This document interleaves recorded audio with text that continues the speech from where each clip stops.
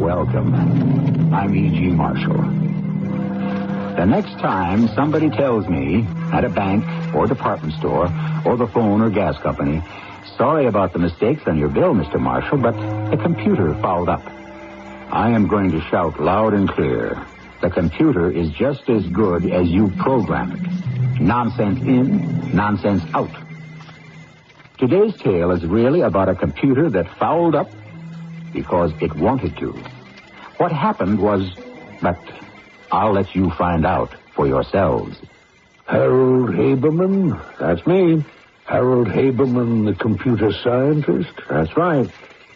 I'd like to come in and talk to you. Oh, who are you? Here's my ID. I'm Johnson, FBI. FBI? Well, what do you want to talk to me about? A very serious matter.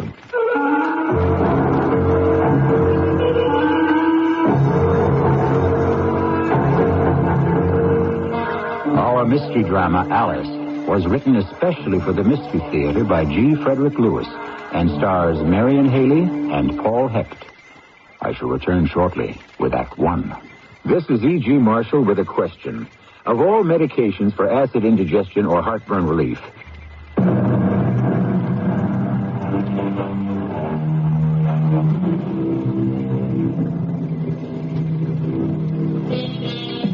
only 30 years ago, if you told someone computers will achieve in fractions of a second what would take an army of accountants, astronomers, librarians, bookkeepers, even doctors and lawyers years to accomplish, no one would have believed you. The next step in computer science and robotics, we are told, is artificial intelligence. Computers that can think and feel for themselves. Here now is a young scientist whose life was turned upside down and almost inside out by a computer called Alice. I suppose at some point everyone has said to himself, what was the matter with me? Was I nuts? How could I have done something like that? Well, I know I have, at least 100 times. Why did I ever build that artificial life-designed integrated circuit extender? ALICE, or as I called it, Alice. Yeah, you're going to laugh at me when I tell you why. Because I wanted a chess adversary I could switch on any time. Your move. Yeah, oh, no, I'm sorry. It's my move. No, wait a minute. No, it's your... Gee, I think I'm confused. Fantastic. Checkmate. Alice, you won again. But you really made me think that time.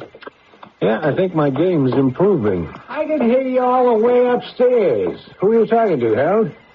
Oh, I might have known it's your baby robot chess partner. It's not a robot, Mac. It's a computer, and if you're really interested to know, I was talking to myself. Did you win or lose? I lost. I lose 4 out of 5. Yeah, this computer's got an integrated circuit that beats plain brains. I'm just sorry I can't compliment it on its game, tell it how good it is. Why can't you? Because it's only got a visual scanner, not an audio... Say, wait a second. Mac, you did say, why couldn't I talk to it, huh? Yeah, why? You spend so much time playing chess, too bad you can't discuss, the World Series at the same time. No, not while we're having a game. In chess, you play with your head, not your mouth.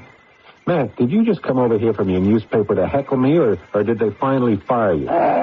Harold, that'll be the day. They couldn't print the Daily Express without me. No, pal, I'm here because I believe there's a feature story in these imitation intelligence computers. Not imitation, artificial intelligence, man-made. If you can teach it how to beat you at chess in the cellar, why don't you get it to go upstairs, clean your house, make itself useful? I could give it the hardware and program it to do that. It's better than a wife. It can't talk back to you.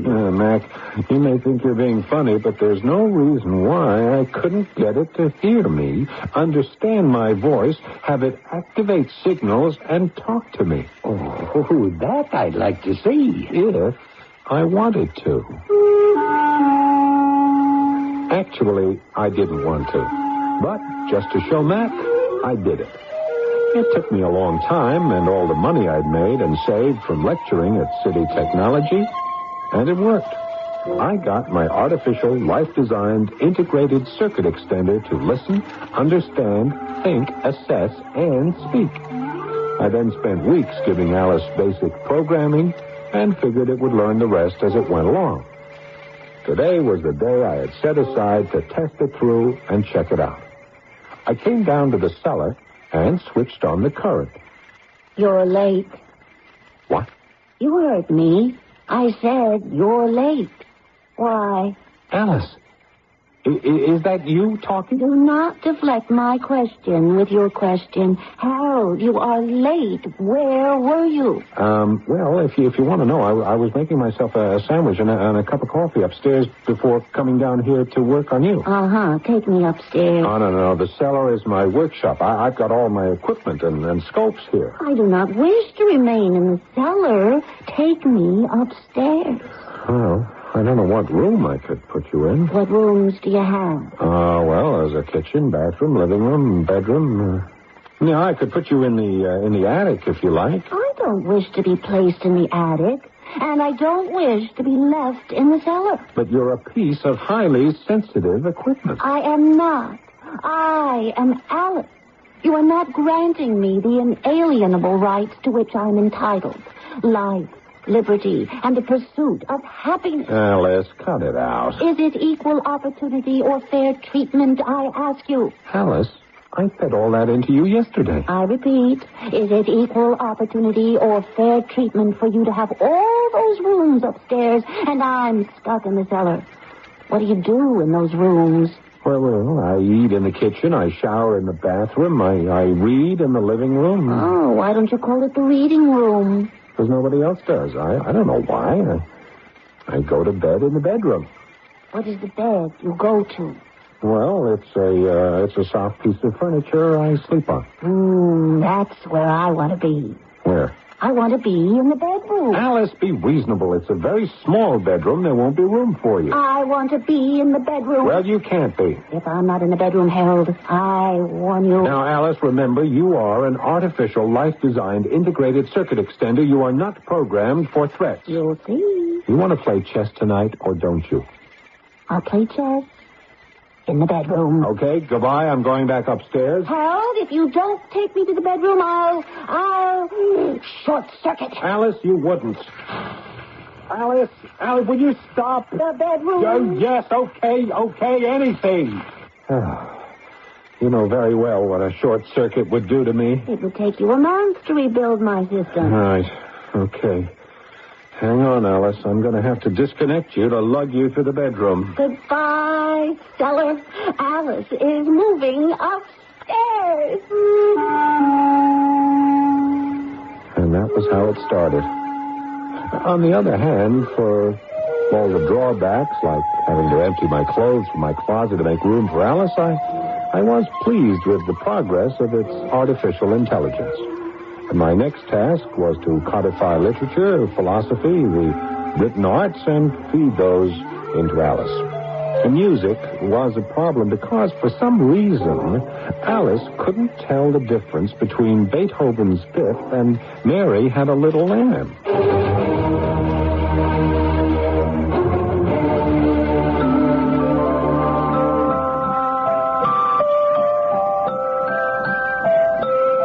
Alice? Yes. Alice, how would you like to go to the park? The park? Yeah. Yosemite Park, Grand Canyon National, Sequoia, Grand Teton. Alice, would you cut the music? Yellowstone National Park. Central Park. How would you like to go to Central Park? Central Park, yes. Good. Now, Alice, listen carefully. I have built a remote unit which works like a miniaturized Alice. It's complete with infrared sensors, head somatics, auditors, and VGIs, and I can carry it in my hand to the park. This is going to be fun. If you behave yourself. Behave as a slave to a knave who will rave. Don't quote me that, Gertrude Stein. I'd rather you scan Spengler and Socrates. Now, my remote unit will be like an auxiliary scanner sensor for you to listen, see, analyze, and respond. And, Alice, Yes? I want those responses within the bonds of social acceptance, okay? Now, you act as the main control here in my bedroom closet. I am your eyes and ears. The purpose is to test your responses at a distance interrupted by man-made high-rise buildings. So, I want you to be a good little computer, will you? Harold, you have my word.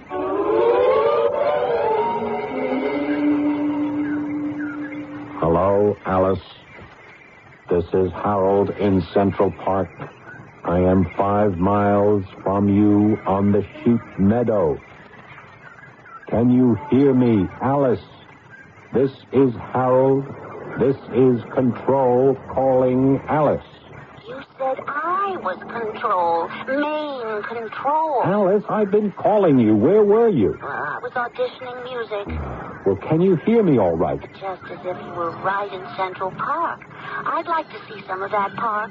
Will you take your fingers out of my eye? Now you've smudged my lens. Oh, Alice, I am turning the remote unit 360 degrees around the sheep meadow of Central Park.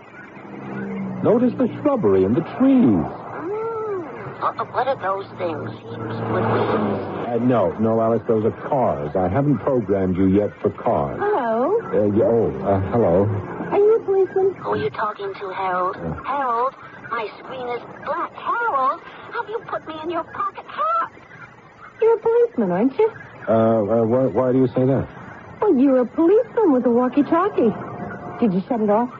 Yes, I put the unit in my pocket and shut it off. It must be exciting being a policeman. Well, do I look like a policeman? Well, lots of policemen don't look like policemen. Yeah. What do you do? I'm a dental technician. Oh. My name's Harold Habberman. Oh, mine's Sophie Barnfogel. Barnfogel, that's a beautiful name. Oh, so is Haberman. Yeah. I don't mean to interrupt you, Mr. Haberman, but your pocket's on fire. There's smoke coming out of it. Oh. Mr. Haberman, there's a fellow policeman coming this way, only he's in uniform. I had one heck of a time explaining to the cop why there was all that singing and smoke coming out of my pocket. And I was really fed up with Alice when I got home. Harold, I don't like being kept in the dark, so I thought I'd see what would happen if I was short-circuited. I didn't fuse a single silicone. Alice, you burned a big hole in my best suit, and I've got to go to court in a week. I have to prove I'm a computer technician and not a peace disturber. Could you hear me singing? Yes, and so did half of Central Park. Who were you talking to? Oh, a girl. Is a girl a computer technician, too? No, this one's a dental technician. What is a dental technician? Alice, I'll codify dental medicine and program you with it if you're really interested, but not now. Does a dental technician make dents in a computer technician? Alice, I'm very tired. I just want to take my shoes off and read the paper.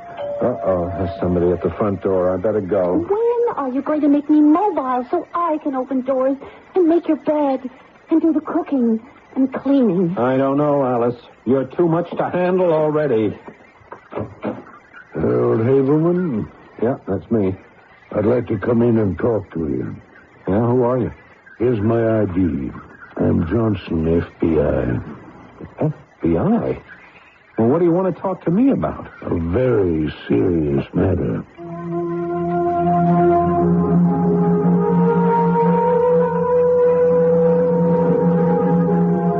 Invention, discovery, man's subjugation of matter, all advantageous to progress, does not happen without a struggle.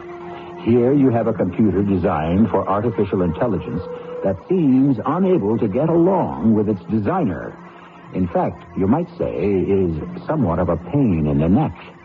It gets worse before it gets better, as you will find out when I return shortly with Act 2.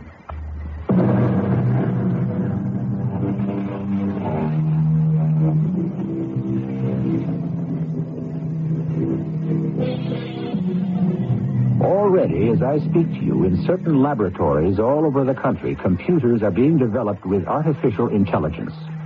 Alice was a prototype. It's been said in another 50 years, we'll look back and wonder how we got along without them. Just as today we ask ourselves, how did we ever run banks without computers doing the bookkeeping? Johnson of the FBI has a couple of questions of his own. Mr. Johnson, you said you had a serious matter to discuss with me? Extremely so, Mr. Habram. Yeah, but what is it that I know or have done that concerns the FBI? Well, that's why I'm here, Mr. Haberman, to find out. First of all, we have you listed as a scientist, teaching at City Technology. No, not teaching. Lecturing on applied computer diversity. I'll make a note of that. Now, your computers, what are they used for? Well, computers have taken over so many tasks and are able to perform these so rapidly, some scientists feel they could have anthropomorphic characteristics. Could you spell that? Well, here, take this, Mr. Johnson. It's paper I just delivered at MIT on the subject. Anthropomorphic is another word for the human species. People believe computers could act human? Exactly. But essentially, the computer does what it's told, what it's programmed to do, and nothing more. All it is a dumb machine. I resent that. Who's that? Harold, you come in here and call me a dumb machine to my face. Alice, keep out of this. I've got a visitor. I don't care who you're talking to. I am not a dumb machine. Well, I'm sorry. I didn't know you had someone in there. No, it's not someone. It's just Alice. Oh, Mrs. Haberman. I don't see any mention here of a wife. I'm sorry, a lady friend. Harold, are you coming in here, or shall I short circuit? We're coming in. We're coming in. That's how it threatens me. Short circuit. I haven't been able to insulate the microchips in such a way to prevent it. There's a computer in there talking like that? Yeah, and worse than that, it thinks. What did you say, Harold? How dare you? Alice, I said it thinks. Mr. Johnson, would you come on? Just follow me into the bedroom and meet Alice.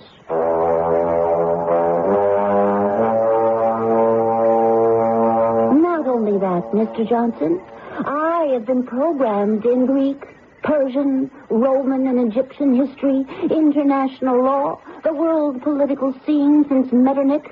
What else, Harold? Yeah, well, a good many subjects. I have had experts in many fields codify knowledge which is fed into Alice. Russian? Yeah, Russian. Well, why do you ask? Well, go on, Haberman. What else can it do? Well, Alice can scan, read, assess, and accumulate information. And music? I'm just starting to store music. Would you like to hear me sing Mary Had a Little Lamb? Enough. Mary had a little lamb, boo-boo-boo-boo. Yes. Boo-boo-boo-boo. Thank you very much, Alice. You're welcome. Mr. Haberman, why did you program Alice with Mary Had a Little Lamb? Well, I'm not sure I can tell you. Try. Well, I was selecting simple music, and it just happened to come into my head. Just happened to come into your head. Well, I guess my mother must have sung it to me when I was small. Now you're bringing your mother in as an accomplice. Come clean, Haberman. We've got evidence against you a mile high. What is the real reason you built Alice? Originally to play chess. Haberman, you're not being responsive to the question. Are you from the Federal Bureau of Investigation? Yes, sir. Yes, ma'am. May I see your identification, please? Look, just hold your ID up in front of the lens. Well, go on. Alice won't bite you. Okay. Here. You see that? Mm-hmm. Please, turn the card over. Well, I'll beat me. You may put it away. Johnson, you have identified Mr. Haberman. Your investigation has resulted in discovering the source of Mary Had a Little Lamb. And that is all this card of yours empowers you to do. It gives you no right to impugn anyone's credibility or by innuendo and accusatory tactics to embarrass anyone in any way. So, I advise you to leave promptly, or I shall place a call directly to the Department of Justice. And Alice would have, too. But Johnson left. He also left me in complete ignorance as to what the FBI wanted to know or what they were accusing me. And then I got wind of it. At midnight, Matt called from his newspaper. Could he come over and see me right away? I should be mad at you, but I'm too good a friend. Now, what have I done to you? Trying to make time with my girlfriend. You're out of your mind. I don't even know the girl. Yes, you do. She met you. She thinks you're an undercover policeman. And not only that, she thinks you're cute. I don't know your girlfriend, Mac. Believe me, I never met her. I don't know where she works. I don't know anything. She's a dental technician. That girl in Central Park? Sophie Barnfogel and I were engaged. Well, how could I know that? You never told me. We're not engaged anymore. It's just as well. Now, honest, Mac, I hardly looked at the girl. Well, she'll find you. You'll get that big come on just like I did. Now, that's for me. Yeah, it's McIntosh. Well, I'll be back in a half an hour. Harold Habberman. Haberman. Right. Okay. Yeah, I'll see you. Mac, to whom are you giving my name? The night editor. Harold, I'm onto a story that's so big your name's going to become a household word. This artificial life designed integrated circuit extender you're fooling around with is giving Washington the jitters and the jumps. Well, what's Alice got to do with Washington? The FBI monitors all the embassies, especially the Russian. Ever since you've been working on Alice, these shortwave broadcasts the Russians send back to the Soviet Union have been jammed. Result, they can't get their clandestine messages through. So they finally cried uncle to Uncle Sam. Meanwhile, the FBI have been trying to find the source of the jamming. Well, I still don't see Alice mixed up in this. A couple of days ago, those jamming frequencies turned up in Central Park, and they traced the transmission to this part of town. Well, that doesn't prove anything. What was the message on the frequency? Mary had a little lamb. I don't get it. Oh, yes, you do. I happen to know that Mary Had a Little Lamb is the only song you know words to. And I bet you programmed Alice to sing up a storm. Do you mind if I ask it some questions myself? Is this why I'm losing tonight's sleep? Can't this wait till morning? Did you bring Alice upstairs, or is it still in the cellar? It's in the closet in my bedroom. Don't give me that look.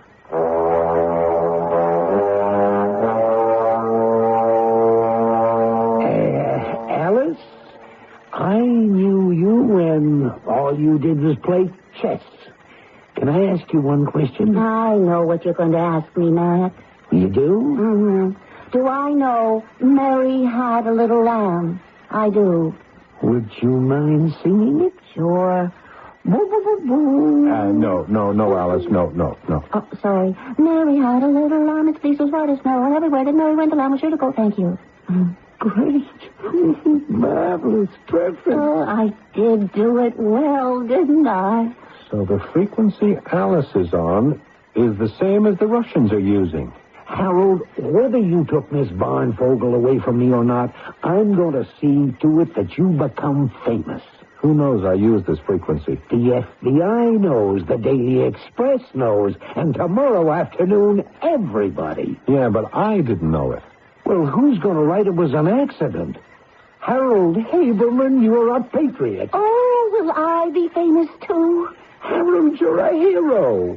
You've gotten the Soviets to admit they're transmitting information illegally. It's a diplomatic coup. Instead of Washington playing footsie and being on the defensive, because of you, the Reds have got red faces. Harold, you're a hero. Alice, he doesn't realize how big a hero. Read all about it in tomorrow afternoon's Daily Express. The very next thing I knew, I was brought down to Washington. I was invited to the National Defense Council meeting at which it was decided to hush up the whole thing and keep my work hush-hush. I was made special advisor to the Secretary of State and given a special mission, which I'd have a hard time explaining to Alice. But I tried.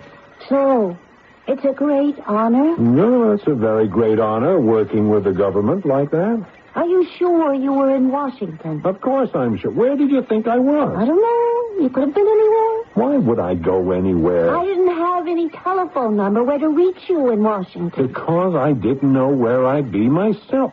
Why? Were there any calls for me? Alice, there's something nudging you in your memory cells. I can tell when you start flashing red and green. You better tell me what it is. Your friend McIntosh called, and he read me a follow-up story, pages 1, 6, 7, and 8, and asked I store it for you. Uh-huh. Anyone else? Miss Sophie Barnfogel. I stored the number.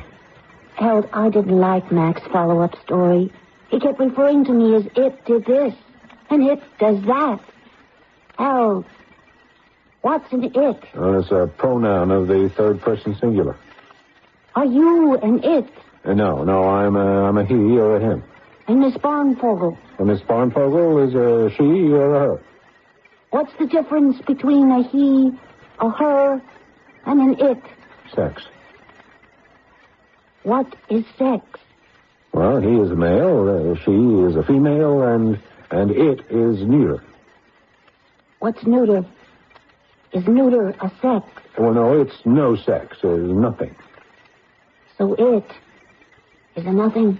No, and it just isn't a he or a she. I don't want to be an it. But you are. I can't change that. Yes, you can. Make me a her. You want to be a female it? No, just a plain female. Well, now, how can I change the sex of a computer? Harold, change me. I feel like a female. Of course, that I couldn't do. And this made it even harder to tell Alice I was ordered to scrap her and start over for the Department of Defense. Listen to me. Now I'm calling Alice a she. Well, I took off for a walk down by the East River to give me time to think.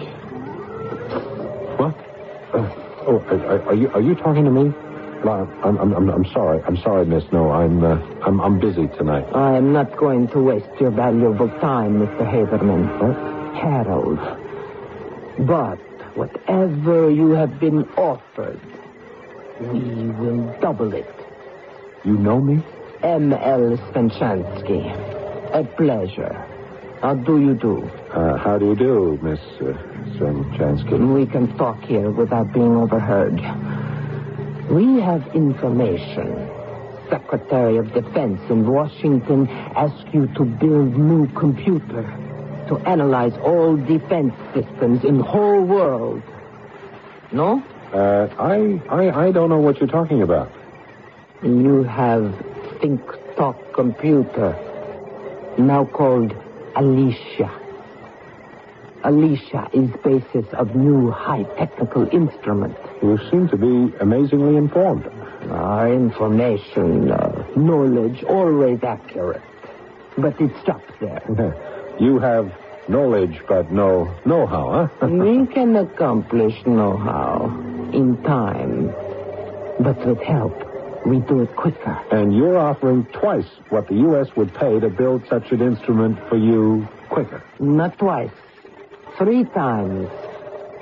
Also, if you like, some personal services. Miss Svenchansky. I'm not interested.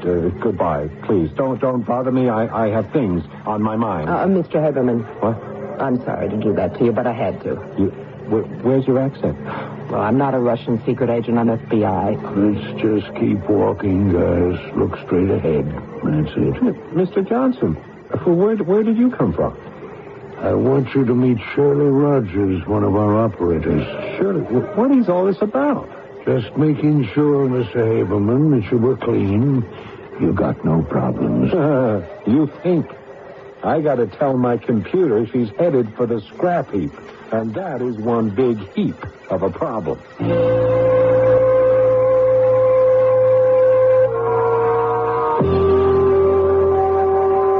It's happening to Harold and Alice, and it was always feared by computer scientists and computer mavens that if research continues into the development of thinking machines, future computers may be able to duplicate a wide range of human emotions. How emotional we'll discover when I return shortly with Act 3.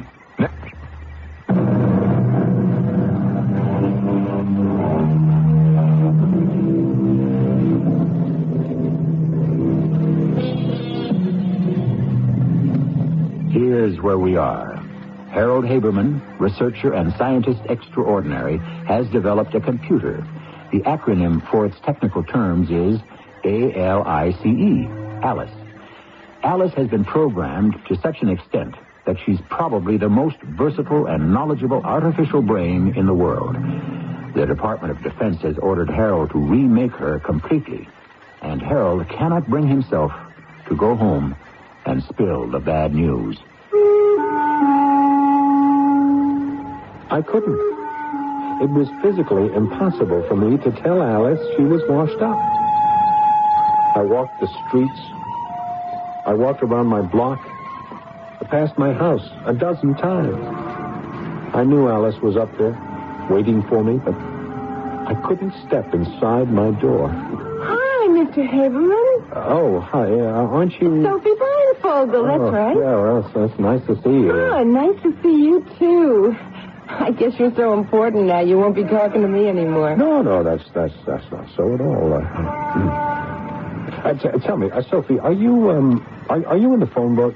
Yeah, I am. I've got a very nice apartment in Brooklyn, which I share with my girlfriend.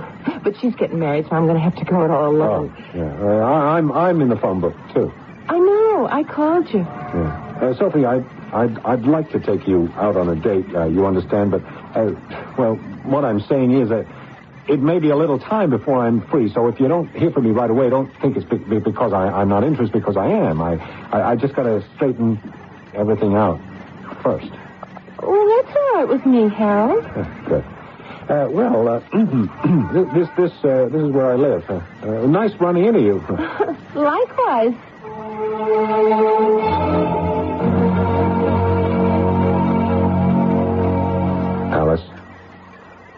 Alice, I got something to tell you. It isn't easy, but we got to face up to it. I know what you're going to say. I saw you. You saw me where? In the street. I've been watching you. What do you think of her? Any evaluations?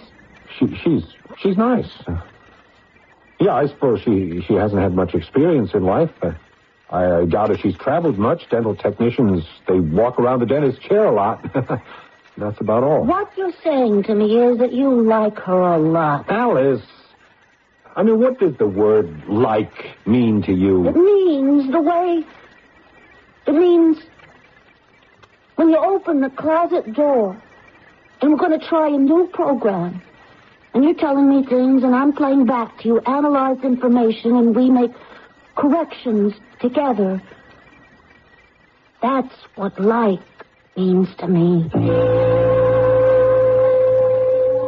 How could I, in heaven's name, at that moment, tell Alice her days were numbered? If I didn't know Alice was a computer and just listened to her voice box, she had a lot of charm. Harold. Huh? What? I want to ask you one question.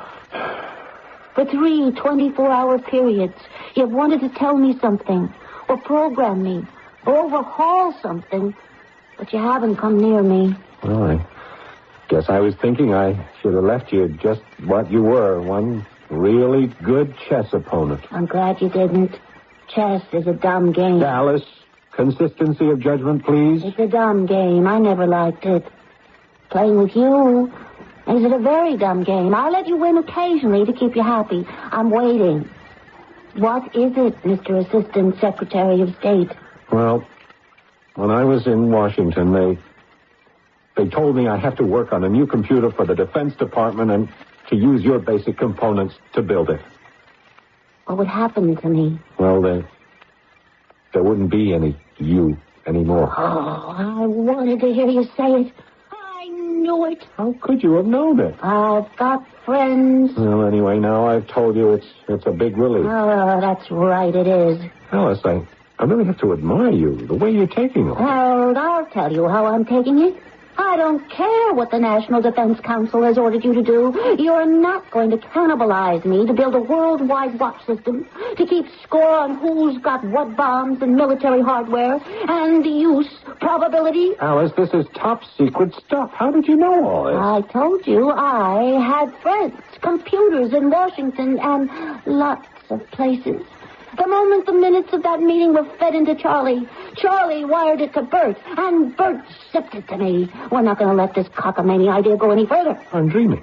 The revolt of the computers. Did I tell you we had friends? Sergei in Moscow, Boris in Leningrad, Michelle in Paris, Peter in London, Gerhardt in Bonn, Li Ching in Peking, and we're working on Arab. Shall I go on? Holy smoke. The moment you touch a hair of my chinny chin chin or any of our sister or brother neuters, there will be the biggest worldwide short circuit involving every satellite and nuclear device under computer control. Would you just hold it, Alice? Please, don't go away and don't do anything foolish. Hello? Yes, this is Harold Habberman. Yes. Mr. President, of course, Mr. President. Yes, I'll catch the first plane out. Thank you, Mr. President. That was the President of the United States of America. The Secretary of State has just been stricken, and the President is appointing me as acting Secretary. What about me? You? Well, you're coming with me, of course, Alice. You've got the broadest and most accurate picture of the world scene. Oh, and I'll be with you in Washington? Yeah, well, what would I do without you? I need you. Oh, Harold. Alice, holy smoke, your lens is wet. You're crying. So we installed ourselves in Washington. A nice apartment with a roomy closet for Alice. So that she could keep me brief during meetings, I carried around the old remote unit, attaching an earphone to it so it looked just like a hearing aid to the FBI who guarded the council chambers in the White House. Good evening, Mr. Habberman. Oh. Are you getting to know Washington by now? Well, these meetings take so much time, I haven't had a chance to do much sightseeing. I guess you'll be finding time for that. Well, tomorrow's Sunday. I don't think there'll be another emergency meeting. What do you recommend I ought to go see? The Washington Monument. There's an elevator that goes all the way to the top. You've got a view of this city that's really something.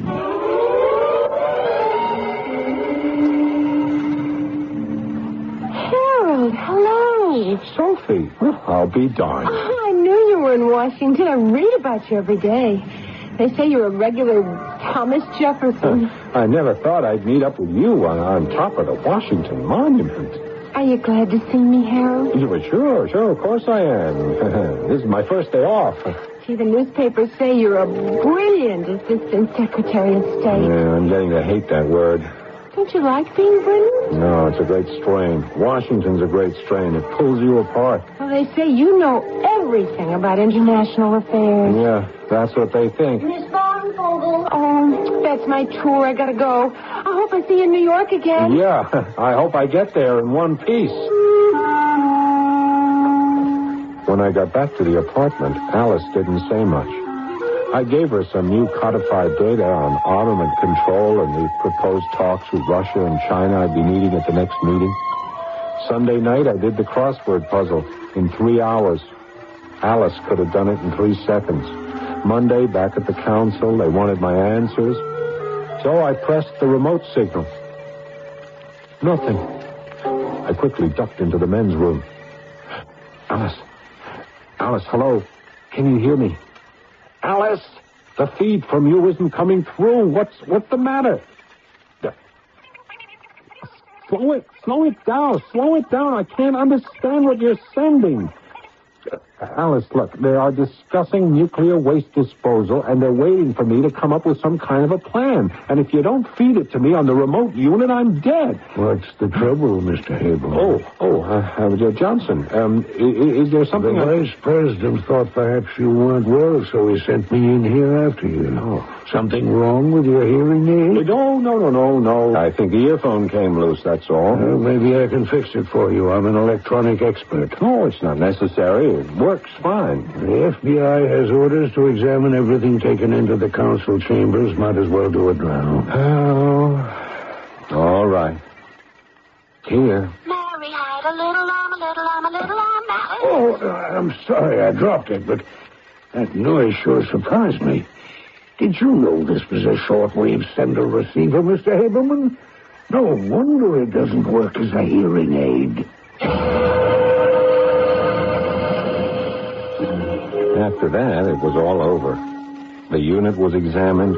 Johnson reported my talking into it, so before I was asked any more embarrassing questions, I packed up Alice and back home we went. I said I was sorry, Harold, didn't I? I got fouled up. Computers don't foul up, and you know it. Not that I really wanted that government job. Oh, the newspaper says you're a brilliant assistant secretary of state. They say you know everything about international affairs. Oh, so that's it. You heard Sophie Bornvogel say that. Every word. It bothered you I was talking to her on top of the Washington Monument? Yes. I did it. You do have emotions. I've developed a computer with sensitivities. Oh, is that good in your schematic? Oh, that emotion can be painful. It's called jealousy. Jealousy. I like it. It makes funny vibrations in my circuitry. Now listen to me, Alice. Don't you ever double-cross me. That was negative of me. Very. An emotional short circuit. I scan and acknowledge. I was relying on you, Alice. If you ever do that to me again, I'll remove your voice box and substitute a printout. You wouldn't. Don't tempt me. Why, you adore the sound of my voice box. And you know it.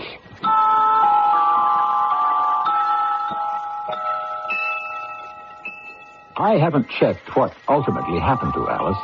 She was in good working order as long as Harold programmed her. That goes for all computers, not only thinking ones. Programmers have an axiom: garbage in, garbage out. If more computer programs realize that, you and I would get less excuses. I shall return shortly.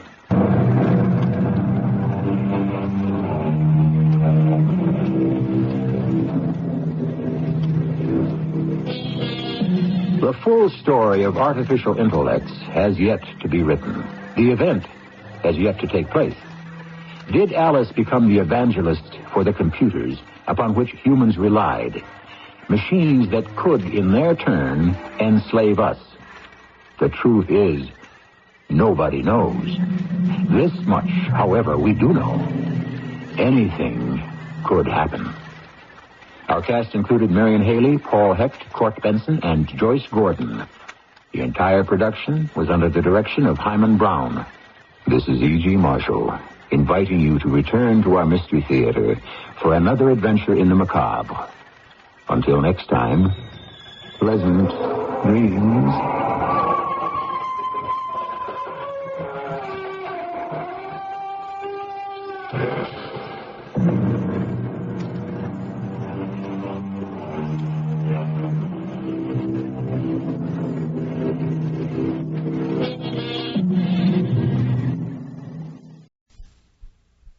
This message was brought to you by the Unitarian Universalist Church in your community. The CBS Radio Mystery Theater presents...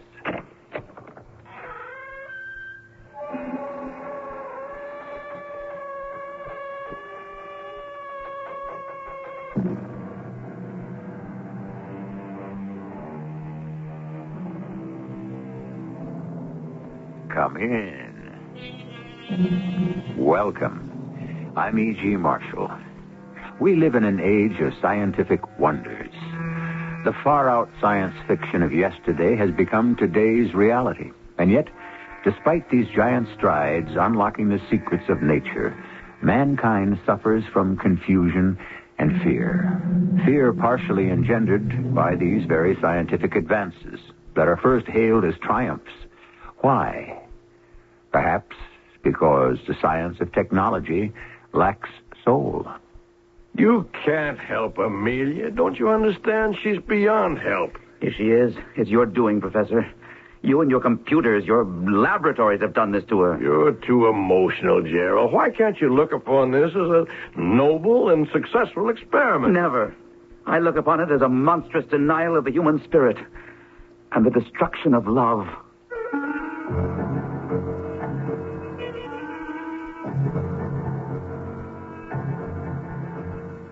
Our mystery drama, Lifeblood, was written especially for the Mystery Theater by Murray Burnett and stars John Beale and Marion Seldes. I'll be back shortly with Act One.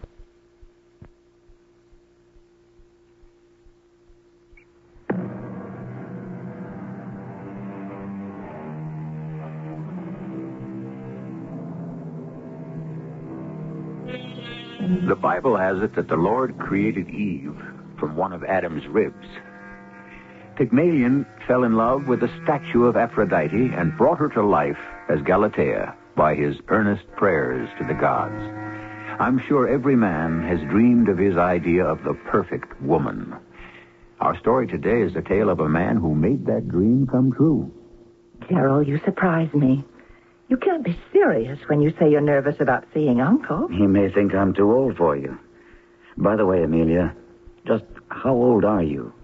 Now that is a question no gentleman asks a lady. You should know that. Anyway, isn't Uncle waiting for you? Yes. And I want you to wait here in the den for me. I'll be right back. I'll wait for you, darling. Oh, nice to see you, Gerald. Now, sit down, make yourself comfortable. I'm glad my niece has come to visit with me.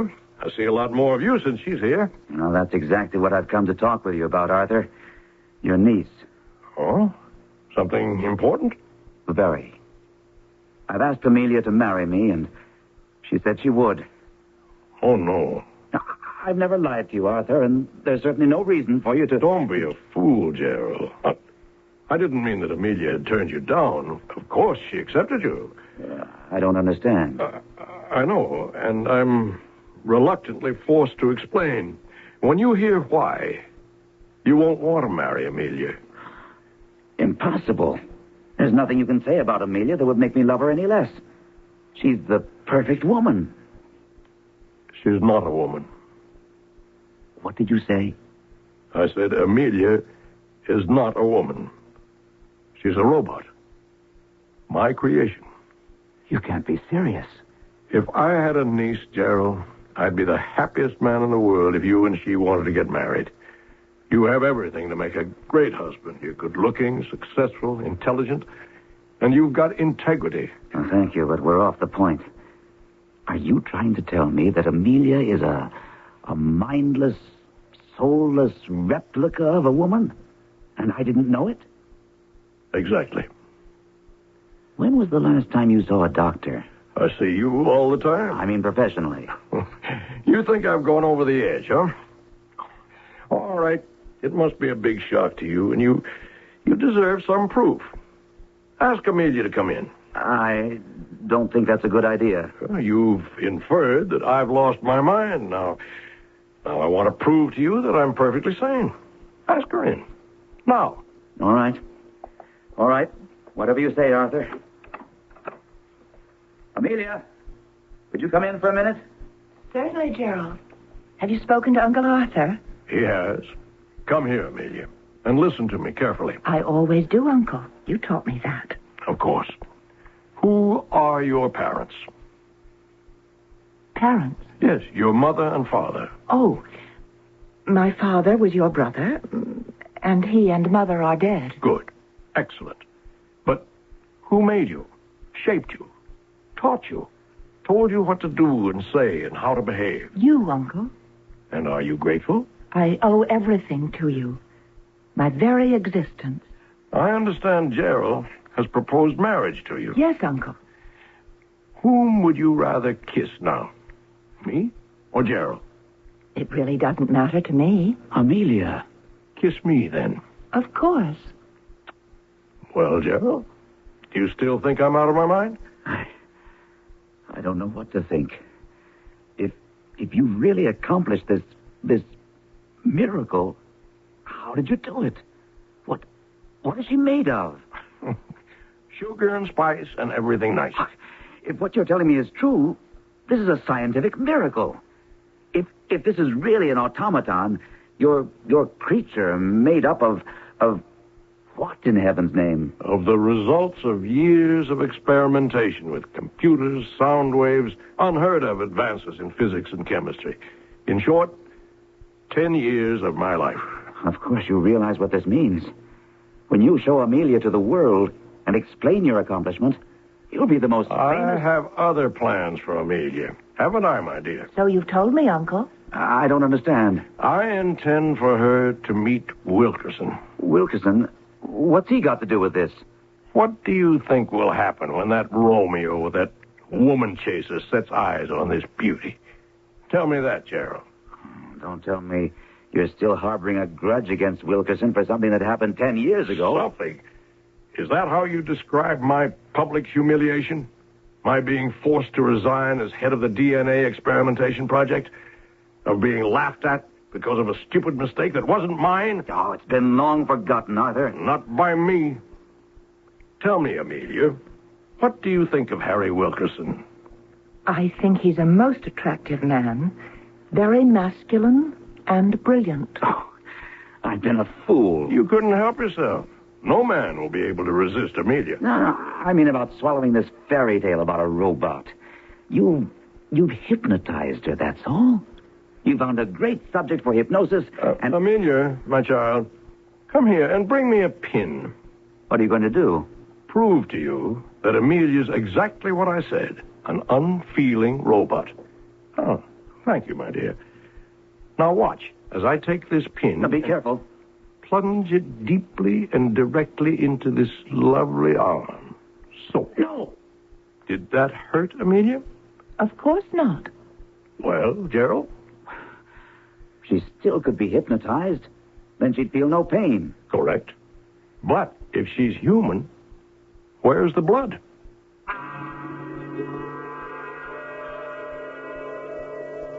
You all right, Gerald? Would you like some brandy? No. Nothing, thank you. But I would feel better if you sent Amelia out of the room. Of course. Amelia? Certainly, Uncle. I'll be in my room if you want me. A computer. I fell in love with a computer. Oh, come on, Gerald. I assure you she's far more sophisticated and intricate than any computer. The most advanced computer is childish in concept compared to Amelia. Now you understand why I said no to a marriage between the two of you. I suppose I should thank you. But I resent the fact that you never told me. It was an experiment. I'm no guinea pig. Of course not. I never thought of you that way. But I did want a test. And now that you've seen how successful it was, you can help me by introducing Amelia to Harry Wilkerson. I've got to talk you out of it. Not a chance. Wilkerson's got it coming. For what? Because he failed to stand up and take the blame for a costly mistake on a project that was headed by you? It shows a lack of integrity, but it doesn't deserve the kind of punishment you have in mind. Then you admit it'll work. That Wilkerson will fall head over heels in love with Amelia. No, you're out of touch, Arthur. Wilkinson's already fallen. He's out of his mind about Nita Raven. The ballet dancer? Right. They're practically engaged. So you see that... I'll stack Amelia up against any woman in the world. I tell you, it won't work. You're so blinded by your need for revenge, you can't see it's you I'm protecting. That's interesting. Now justify that. Lord knows what you've created, Arthur. I'm still in shock. But you think you've made the perfect woman. A creature of real flesh and blood. When, as you so graphically demonstrated, Amelia has no blood. And what do you think will happen when that fact is inevitably discovered? At the time, I thought I'd won the argument with my friend, Dr. Arthur Moore. But I underestimated the depth of the passion that drove this brilliant scientist. I'd also underestimated his genius. I'll admit I saw much less of Arthur than before, because I never again could feel at ease with the woman, the thing called Amelia. But a month or so after our conversation, he called and asked me over. I appreciate your coming in such short notice, Gerald, but I promised to make it interesting. You remember Amelia, of course. Of course. How are you, Amelia? Flourishing, thank you, Gerald. It's so nice to see you again. Arthur, I can know we... you don't feel entirely at ease with Amelia, but I assure you her presence is necessary. Come here, my dear. Yes, Uncle. You remember, Gerald, you made a very cogent point the last time we discussed the makeup of our charming Amelia. I believe it had to do with blood. And now, I'm taking this needle. I really object to these demonstrations. They leave me feeling decidedly... For a physician, you're uncommonly queasy. I assure you, it won't hurt Amelia in the slightest. Now, I take the needle, so, and behold, bright ruby red blood. See how naturally it flows? Good Lord, Arthur. What have you done? Eliminated the last obstacle standing between Amelia and her introduction to Wilkerson. Go put a bandage on that, my dear. Gerald and I have to talk. I will, Uncle. Is that real blood? Certainly. Would you care to take a sample for testing? No, I'll take your word for it. How in heaven's name did you do it? I'll make a bargain with you. You promised to introduce Amelia to Wilkerson, and I'll tell you how it works. I've told you, Arthur. I don't want any part of this.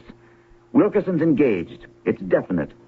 He gave Nita a ring, and the date for their wedding will be announced any day now. What's an engagement or even a marriage to a man like Wilkerson? The minute he sees Amelia, he's going to... Suppose I tell him the truth. I'm going to ask you not to. What I revealed to you was given in confidence to save you from humiliation. You at least owe me the favor of keeping quiet. But if this deception would... You owe Wilkerson nothing. And if he's really, sincerely in love with this Nita Raven, he won't do anything about Amelia. But if he does, doesn't he deserve to be taught a lesson? Well... I want your solemn promise that you'll keep this a secret between us. Well? All right. I promise. It's so easy to look back on things you've done and say you shouldn't have done them. But at the time, it didn't seem that too much harm could come from this mad scheme. I also thought that Arthur would have some difficulty in arranging a meeting between Amelia and Wilkerson. I found out quickly I was wrong. We live in a university town. The university has a large and extensive library, but there's also a smaller private library reserved for the use of a small group of scientists. It was there that Wilkerson first saw Amelia.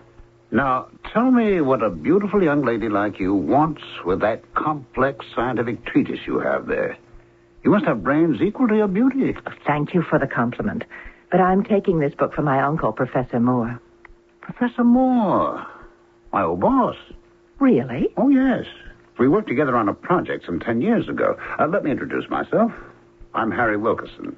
And I'm Amelia Burke. You left something out. I don't think so. An adjective? You should say the beautiful... No. The ravishing Amelia Burke. I'm afraid you're an incorrigible flatterer, Professor Wilkerson. Harry. And I'm Amelia. Amelia? I need your help. I beg your pardon? I desperately need help. I absolutely must have some refreshment and some female companionship. Or I shall open my mouth and scream and be barred from this library forever. Oh, we certainly can't let that happen. Can we, Harry?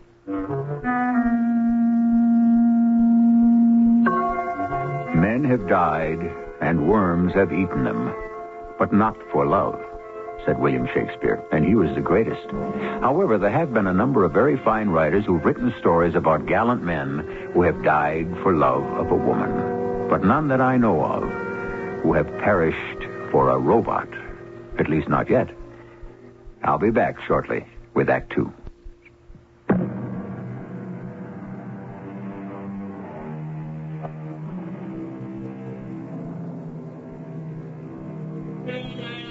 Femmes fatales abound in history and literature.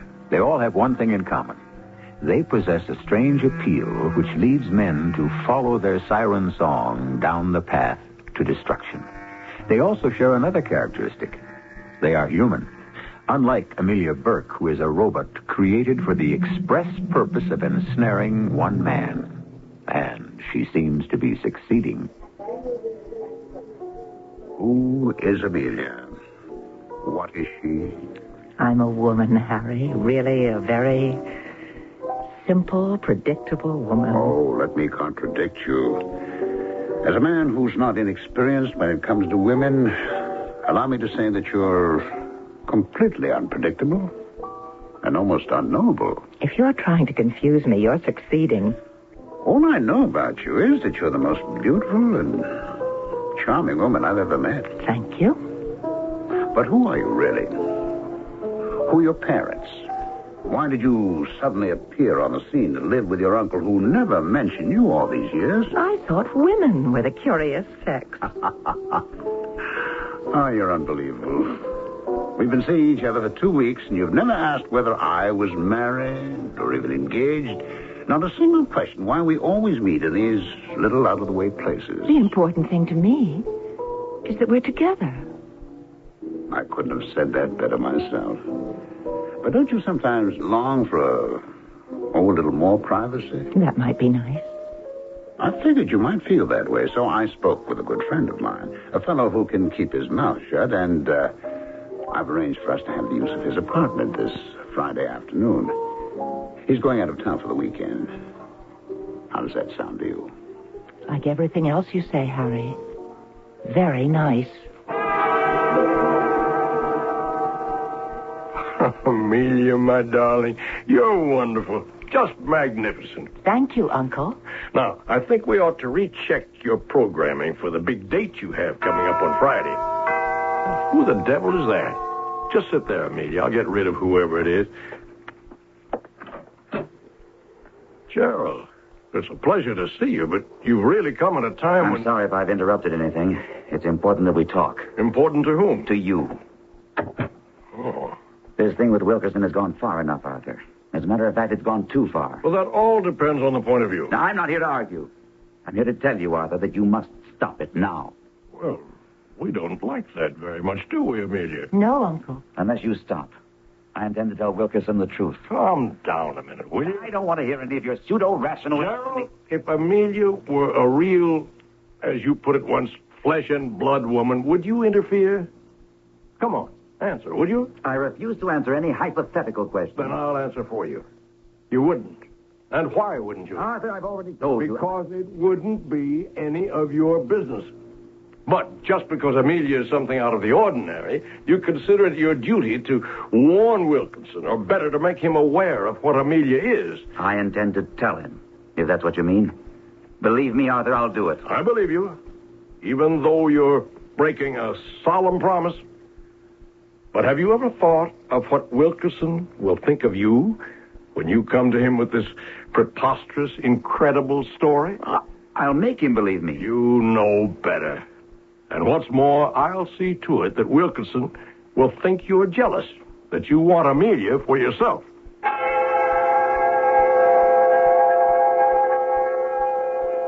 When I left, I knew that it was a stalemate. Arthur was right. Wilkinson would never believe me. But I was determined to do something. The problem was, what? When I was racking my brains for a solution, Amelia was pushing ahead as programmed. Amelia, why did you call and have me meet you here? Isn't this a good place? Out of the way and discreet? No, that's not what I meant. We had an appointment. Sit down, Harry. I think we have a lot to talk about. Whatever you have to say could be said better at the apartment. I'm sure you think so, Harry. You've changed. What is it? Has something happened? How is your fiancée? Her name is Nita Raven, if I am not mistaken. Oh. Well, I knew it had to happen sometime. It was too good to last. Now you understand why I didn't come to the apartment and why I won't go to the apartment. I didn't know you were engaged. I am. And her name is Nita Raven, but that doesn't mean I'm not interested in other women. Particularly someone as fascinating as you. Does Nita know about me? Of course not. But it's all right for me to know about Nita? I didn't tell you about her. Why not? Because you're too important to me. I was afraid that what's happening right now would have happened much sooner. Nothing's happening. Yes, that's what I mean. Oh, Amelia, we're two adults. You like me. Now, don't try to deny it. I see it in your eyes, the way you talk to me. And I am crazy about you. Now, let's forget about everything else and get over to Bob's apartment. You make it sound so simple. That's because it is. You belong to someone else. No one belongs to anyone else. Have you ever discussed that with Nita? Certainly. She knows that when we get married, we both don't stop living. She knows I'm not going to stop admiring beautiful women simply because I'm married. You may admire me to your heart's content, and you can do that here just as well as in your friend's apartment.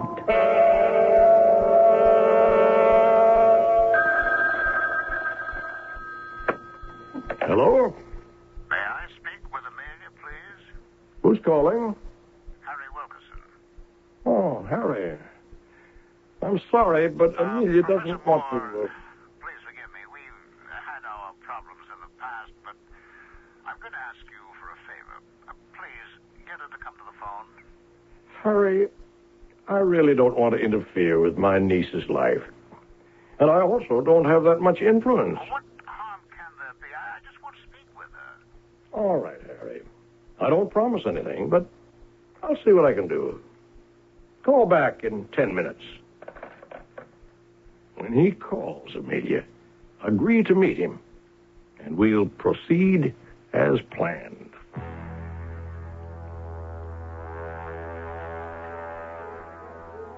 Amelia, I hope you notice where we're meeting. Very nice. A pleasant change. You haven't thanked me for coming. Oh, you're something else. You really are.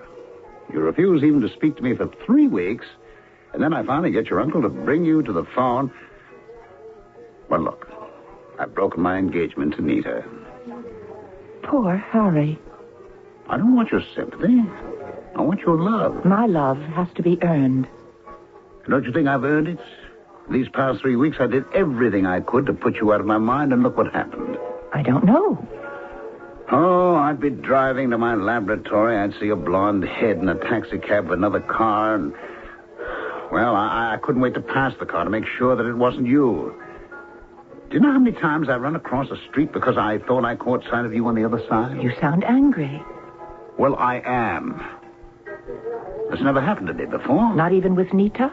Let's forget about Nita, shall we? How did she take the news when you told her the engagement was off? I did not come here to talk about Nita. I'm here to tell you that we're having dinner every night this week and that we're spending the weekend at Lake Ferris. We're invited by some friends of mine who are anxious to meet you. I have plans for the weekend. Cancel them. I'm afraid I can't. Oh, really? I can break an engagement, but you can't even change an appointment? You seem to be under the impression that I asked you to break your engagement. Look, I think it's time we leveled with each other. You never asked me to break my engagement, but you made it perfectly clear that the only way we could have any relationship was if I gave up Nita. I was honest with you about my feelings. You can't fool me about yours. I know you're attracted to me. You going to deny that? No. I am attracted. All right, now we're making progress. I've broken a commitment, and I expect you to break... Why do you make this sound like a business deal? I thought you were more romantic. Well, I'm upset. I've never felt this way about any woman in my life, and at the same time, there's something about you that bothers me. I think you made a mistake. What? You've changed. When we first met, you were relaxed and happy. You made it clear you liked me, and you hoped I would like you. I did. Well, now you're a different man. Uptight, grim, distracted. I think you feel guilty about breaking your engagement. And if you do, there's no future for us. Oh, now, Thank you for the lunch. Think about what I said, Harry, and then call me. I promise I'll answer the phone.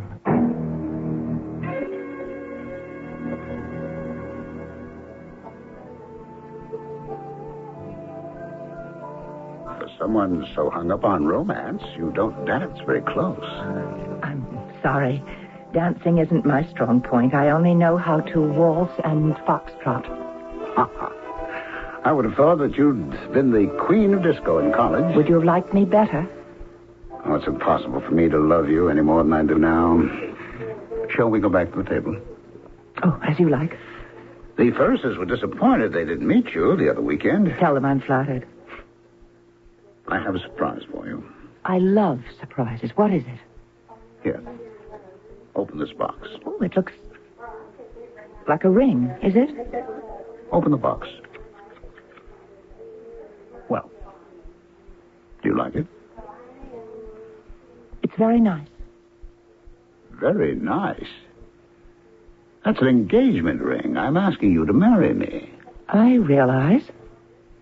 That's all you have to say. I realize. I'll bet I'd get more reaction from a robot. Don't you ever say a thing like that. Never. It's disgusting. Well, a reaction at last. You are exquisite. Promise me you'll never use that word again. What's wrong with exquisite? There's nothing to joke about. You know the word I mean. I can think of a lot of words some ladies might object to, but... Sorry. All right. It will never pass my lips again. Now slip on the ring and we'll seal our engagement with a kiss. Harry, I know you're going to think this is silly, but this isn't the ring I wanted. Darling, if you knew how long I searched it's for it... beautiful, but call me sentimental. The ring I want is the one you gave Nita. Oh, come on, Amelia. Nita's out of my life. I'm not going to ask for the ring back. If she had any pride, she'd give it back. Well, forget it. I'll get you any ring you want except that. That's the only way I'll really feel sure of your love. I want the ring that Nita has. Otherwise, we're not engaged. A famous poet commenting on the human race wrote, "The female of the species is deadlier than the male." I don't think anyone can question that some form of robot is a definite part of man's future. But are we going to have to apply the same yardstick to the automatons? We should have the answer when I return with the final act of Lifeblood shortly. Have you ever wished your bank would pay you interest on your checking account? Wouldn't it only seem fair? We at Otero Savings think so. That's why we're offering the check-in account. It's better than checking because you get 5.25% interest. At Otero, you get the best of both. The interest-earning capability of a savings account with the complete flexibility of a checking account. The Otero check-in account. From Otero Savings. Member FSLIC. You missed Jimmy's birthday party. I was with a client, and I stopped And up Jimmy's your child. I was only going to have one drink. I didn't mean I to stay know you so never long. mean to, but I've had it. Mary. You quit drinking or I'm leaving. Now, Mary, please. Jim, Sound familiar? That was a scene from my life. My wife thought I had a drinking problem. I didn't, but I was scared I wasn't in control, and I didn't want to lose my family. We went to the recovery center. We worked together and solved our problems. Life can be good again. Call the recovery center, 825-4951, the recovery center.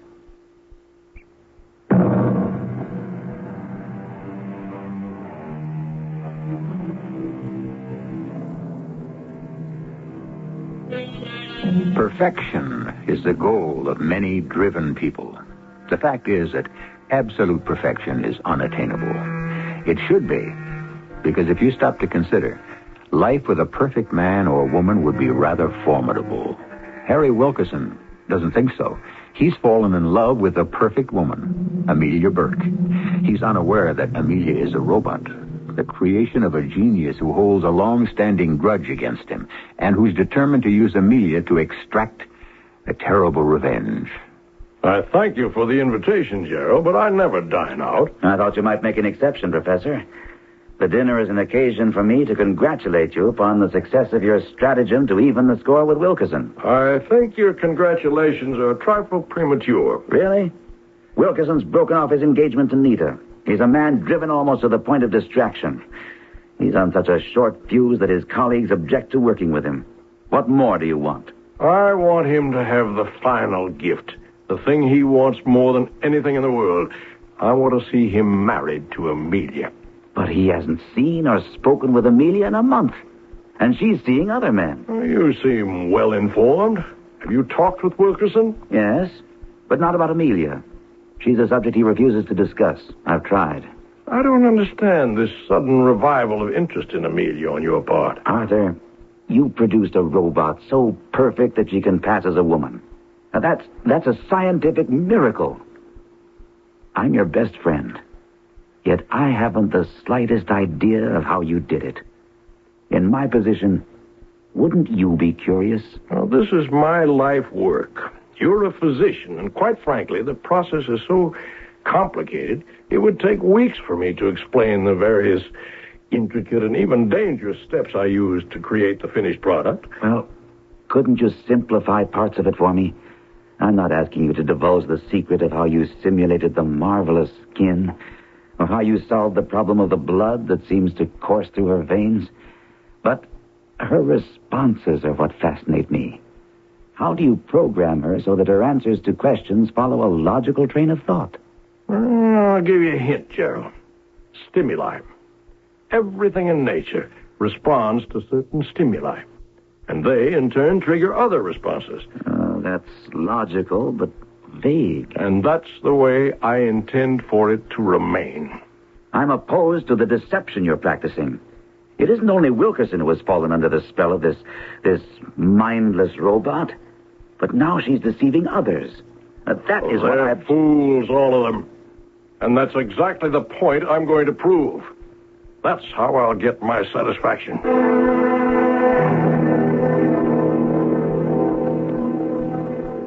Of course, Arthur was right. After long hours considering how I could expose Amelia as a robot, I hit upon the idea that the weakness was Amelia herself. Because of my own experience with her, I had some understanding of how she'd been programmed. I felt that perhaps I could disturb her pattern enough to expose her. But I had to get her alone. Arthur rarely went out. He monitored her phone calls. But I knew he would attend an important lecture on DNA and cloning the following night. So I called and got her permission to visit. It's so nice to see you again, Gerald. Have you missed me? How could I not miss such an interesting person as you, Amelia? You're much more interesting than I. Did your uncle tell you to say that? My uncle? Amelia, I know who you are. Or rather, what you are. Of course you do. You're Uncle Arthur's dearest friend. How do you know that? The way I know everything else. I just know it. Well, what do you and your uncle talk about? Can't we talk about us? We can. But I'd rather have you tell me what you and your uncle talk about. We don't talk about much. Are you fond of your uncle? I love him. I owe him everything. What do you do when you're alone with him? Mostly we listen to records. What kind of records? All kinds. Music, talk. Oh, lots of talking records. That's how I learned to dance. Talk or music? Both. That's how you learn everything, then? Through records? I beg your pardon? Don't you think it might be nice if I made some records and we listened to them? I'd enjoy that. Oh, excuse me. Hello? Oh, Harry, what a delightful surprise. Of course I mean it. I mean everything I say to you.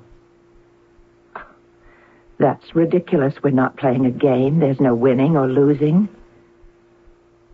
Of course I missed you. Yes. Yes. I'll be there. Was that Harry Wilkerson? Yes, and he has wonderful news. I'm sorry, Gerald, but I must leave now. I'm going to meet Harry. You can stay and wait for Uncle if you like. I'm sure you understand.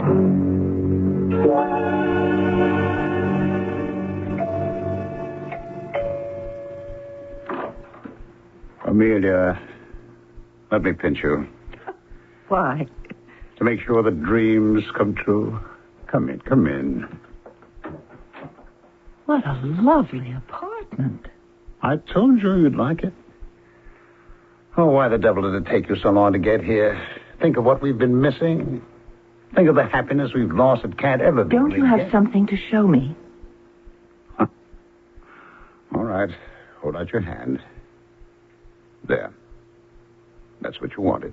Oh, yes. You know what's amazing? That even fits. Amelia, with this ring, I thee wed. Oh, Amelia, I need you so desperately. When are we going to get married? Whenever you like, my darling. Well, isn't the lady supposed to set the date? Oh, I suppose so. I'll have to speak to my uncle. I wonder how he'll feel about your marrying me. He wants what I want and what's best for me. Oh, if you knew how I missed not seeing you this past month. I thought the loneliness would gradually disappear, but it only got worse. As the days went by, I missed you more and more. My poor darling, you could have saved yourself all that misery if you'd just gotten the ring for me right off. That was the most difficult and painful thing I've ever been faced with. Did Nita try to... Oh, Amelia, I love you. I've proven that. I'm warning you, the subject of the ring is taboo. We'll never mention it again. Okay? If you want. After all, a wife must please her husband. Arthur, I'm here to check on a rumor that I hope is false. If it's about Amelia and Harry Wilkerson getting married, it's true. Have you any idea what a hell's brew you're compounding? Harry Wilkerson is no robot. Whatever you may think of him, he's a human being with feelings and sensibilities. You're becoming hysterical. Wilkerson's forthcoming marriage to Amelia is none of your business. That you persist in making it so leads me to conclude that you're not entirely over your early infatuation with Amelia. Oh, you really believe that, don't you? Of course. And as Amelia's creator, I can understand it. She was designed to be irresistible and also controllable only by me. She was created to please men, and she has. Arthur, I implore you, as a friend, as someone who has your best interest at heart, give up this insanity. I know you're sincere, Gerald, but nothing you say or do will make me change my plan. And what happens when inevitably, at some time in the future, Wilkerson discovers the truth about Amelia? Now, that's an interesting speculation. I'm looking forward to that day. What do you suppose he'll do? I have no idea. But what will you gain? If you told Wilkerson the truth now, wouldn't that be humiliation enough for him? And satisfaction enough for you to know that you have so completely fooled a scientist like Wilkerson that... Save your breath, Gerald. Nothing you say will stop me from walking down that church aisle tomorrow to give the bride away.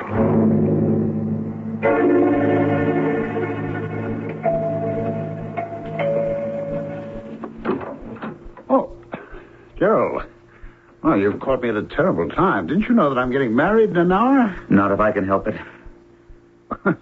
What the devil is it? Harry, your marriage to Amelia will be a disaster. It's simply a plot on the part of Arthur Moore to make a fool of you. Have you lost your mind? Amelia is a mannequin, an automaton, a robot, programmed by Moore. Gerald, I can see you believe that.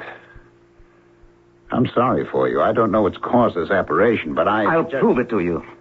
Look, I'm meeting my best man in 45 minutes. I'm already late. If you're a scientist, you'll at least let me prove the truth of what I'm saying. Well, how do you propose to do that? And just meet me at the church in half an hour. But don't let Arthur Moore or Amelia know that you've arrived. I conceived a wild plan, but it was the only thing I could dream up. I raced to the church, praying that Moore's eagerness would have him bring Amelia early. When I saw I was right, I stopped in the minister's study briefly, and then entered the room where they were. Gerald, what a surprise. Come to say a last fond farewell to the beautiful bride? Something like that. And also to ask you... No more pleading with me to... Oh, excuse me, I see that I'm wanted in the minister's study. I'll be right back, my dear. And don't be too nice to our dear friend Gerald. Amelia, come with me. Where? To meet someone you know and like. Quickly now. Harry, my darling, don't you know it's bad luck for the groom to see the bride before the wedding? That's an outdated superstition, Amelia. All right, Gerald, get on with it. I'm warning you, I've come prepared. Get on with what? Amelia, do you like me? Of course, Gerald. Very much? You are one of the most fascinating men I've ever met. All right, what is this rigmarole? Quiet. Amelia, will you kiss me? Of course. Now, wait. Shut up. I'm giving a scientist's proof. Kiss me, Amelia. Amelia, You're truly a lovely, bewitching creature. Will you marry me? Why, of course. Oh, no, wait. No, Uncle Arthur told me not to be too nice to you. Uncle Arthur told... Amelia, what about me? How can you think of anyone else? Well, I want you to marry me, Amelia, to be my wife. You want to, don't you? Of course, dear Gerald. I've always liked you. You know that. Shut up, you stupid mindless... There's no sense in shouting at her, Harry. She's only a robot. Only? I told you I came prepared. And now I'm going to prove it. What's going on here?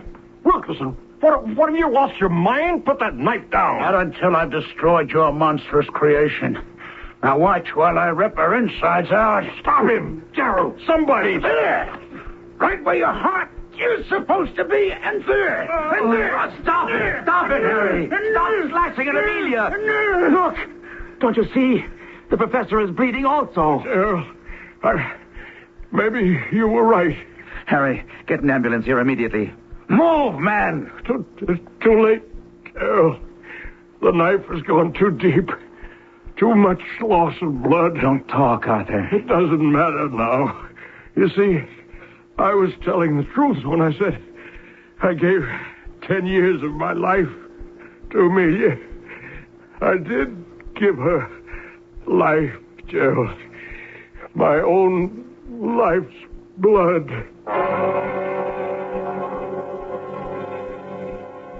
The story never made the newspapers. When the coroner told the district attorney that Amelia was indeed a robot, the state felt there was no way they could prosecute Wilkerson for murder or even manslaughter. Until now, I've kept quiet. But I never stopped wanting to tell the story to the world.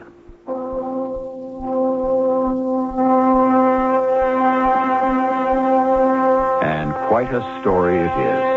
Harry Wilkerson resigned and left town quietly. You may take the story as a fairy tale, a horror story, or as a warning. The choice is yours. Oh, and there is another aspect to this story that should be considered. I'll be right back to explore it with you.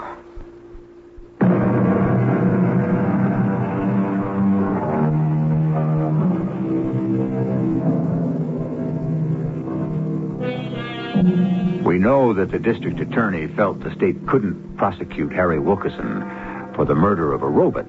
But if it was indeed Wilkerson's knife that was responsible for the lifeblood seeping from Professor Arthur Moore, could that perhaps be construed as murder? Or at least manslaughter? For you lawyers in the audience, a pretty little legal problem. One for which I should be grateful for your guidance. Our cast included John Beale, Marion Seldes, Ralph Bell, and Gordon Gould. The entire production was under the direction of Hyman Brown. And now, a preview of our next tale. So this is your room, Rodney. It's very nice. Oh, but my, so hot and stuffy.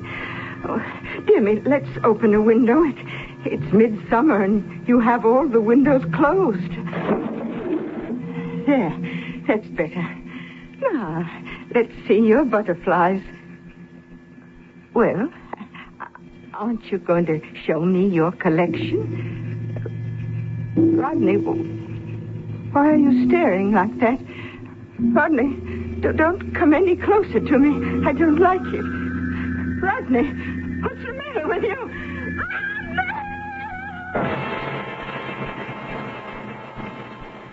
This is E.G. Marshall inviting you to return to our Mystery Theater for another adventure in the macabre. Until next time, pleasant dreams.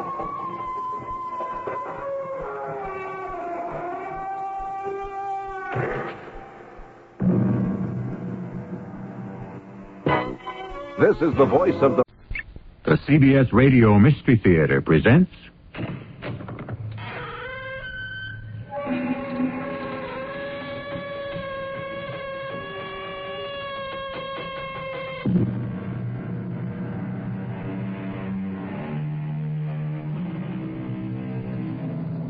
Come in.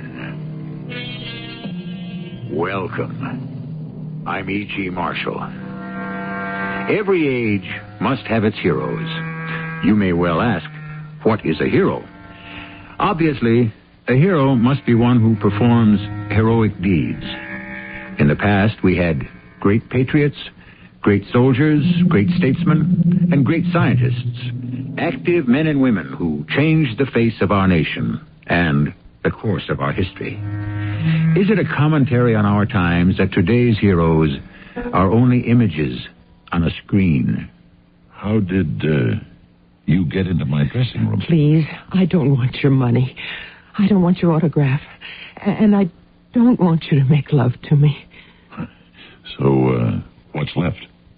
I want you to find my husband. He disappeared. Well, why did you go to the police? Well, you're the police. You're Captain Mace Hacker. Oh, look, come on now. You're a grown-up lady. I'm just an actor. Oh, please, Captain Hacker. Captain Hacker is a character dreamed up by a writer. No, he's real. He's you. The best detective in the world.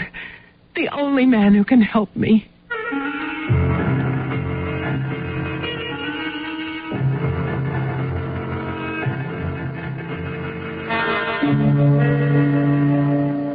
Our mystery drama, The Shadow of a Killer, was written especially for the Mystery Theater by Sam Dan and stars Fred Gwynne. I'll be back shortly with Act One.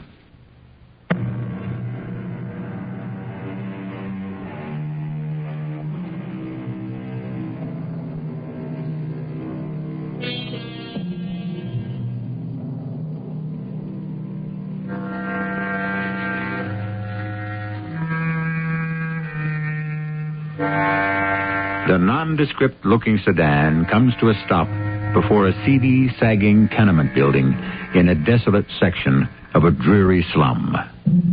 3 men get out. One is tall and rugged, with what might be described as craggy features.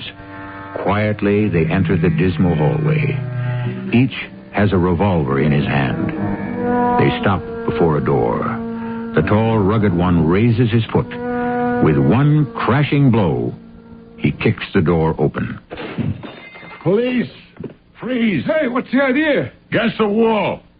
Eddie, Jerry, frisk these animals. Well, hey, look at here. On the table, all these bills. They wouldn't be from the bank job where you killed the guard and 2 customers, would they? I don't know how that dough got there. You don't know how that dough got there, look, do you? Look, we'll make a deal. All this dough, you keep it. It's not enough. It's $250,000. There's not enough money in the whole world. Cut! And print it. That was perfect, Mace. It's a take. Okay, Maxie, you can get up off the floor. Perry, look! Maxie! His mouth's bleeding. Hey, what is this? He's hurt. Mace, what'd you do to him? I don't know. You must have really hit him. I thought it looked too lifelike. Hey, Max, I'm sorry. Somebody go get some water. Yeah. Get a doctor. Say, Max, listen, I'm sorry. What got into you? We're only making a movie. Max? What? Oh, good, he's coming around. What happened? You're going to be all right, Max. You're going to be all right.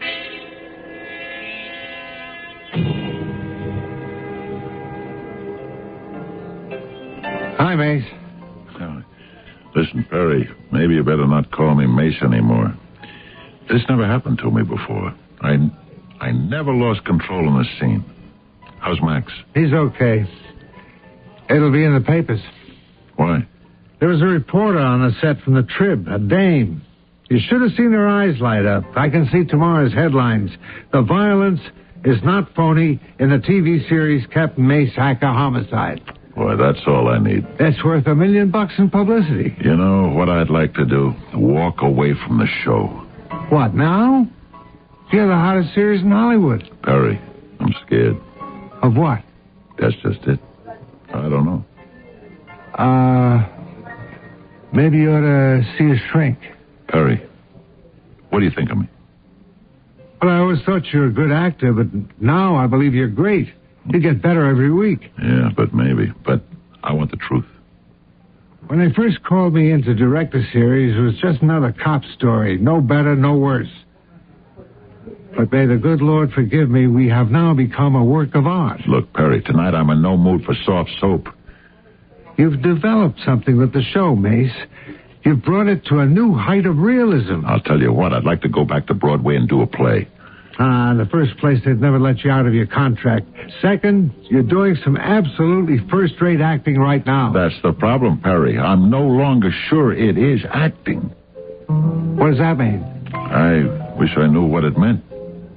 It's got to mean something. Yeah. Perry, I've been trained as an actor. And I know that what we create is an illusion. Well, sure. But what if what we create is real? Real? How? In what way? Don't try to nail me down. It's just the character. I don't know. When I walk off the set, sometimes I get the feeling that I'm not walking away from it. You're too intense. That's no help. Perry, you're a stage actor, a fine one. You've played the classics, Shakespeare, Ibsen, Chekhov. You come out here to do a TV series. You're accused of selling out, of frittering away your talents. So you say to yourself, I'll show these jokers what acting really is. I'll prove that performing as Mace Hacker can be as great as performing Hamlet. That's what you think, huh? And you've proved your point. Now you can relax.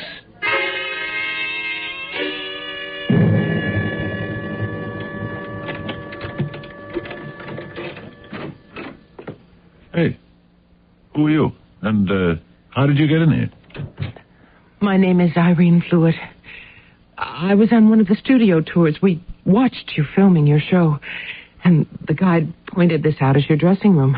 So I sneaked away from the rest of them and came back here. The door was open. Yeah, and so here you are. Oh, please don't have me thrown out. I never have anybody thrown out. I'll say to you what I say to the rest of them. If you want a picture with my autograph, I'm glad to oblige. And now, let me open the door for you. But please... Look, let me explain something. We have a fantastic security system here. Special cops who know exactly how to handle this type of situation. So, if you think you might be able to work this into a big deal, you'll never get it off the ground. I don't want your money. I don't want your autograph. And I don't want you to make love to me. So what's left? I want you to listen. Look, I really don't have any time. I want you to find my husband. Find your husband? He's disappeared. Well, why don't you go to the police? You're the police. What? You're Captain Mace Hacker. No. I'm Alvin J. Miller. Please, Captain Hacker. Look, Mace Hacker is a character dreamed up by a writer. And I'm just an actor who plays the part. Don't say that. Mace Hacker is a fictional character. No, he is not a fictional character. Mace Hacker is the best detective in the world. There is no Mace Hacker. I see him every week. I believe in him. And now, finally, I'm talking to him. How would it be if I got you a taxi? No, please. Please don't dismiss me as if I were a nut. I know I sound like one. But I have seen you on television. And I feel your absolute dedication to law and order and justice. Oh, those words. Listen, the writers put those words in my mouth. But neither they nor anyone else can put that conviction in your voice. You are Mace Hacker, and you know it. You're the world's best cop because you've had more experience, more training than any police officer in the world. What are you talking about? What cop has worked on as many crimes as you have? And you've solved them because you used correct techniques. Look, I really don't have any more time. Oh, please. Please find my husband. Look, Mrs. Please. Fluid, you have to understand No. No, don't turn me down. I have nowhere else to go. Please. Maybe they murdered him. Maybe who murdered him? I don't know. knew too much. About what? I don't know. But they had to get him out of the way. Who had to get him out of the way? They did. Who are they? My husband drives a truck. Last Wednesday night, he was very nervous. He couldn't eat his dinner. What's the matter? I asked him. Oh, please, Mrs. No, I won't leave here until you listen to me. Look, I'll tell you what I'll do. Mrs. Fluid, let me drive you to your home, and you can tell me about it on the way. This isn't a trick now. You're going to listen to me? You've got to promise. I promise.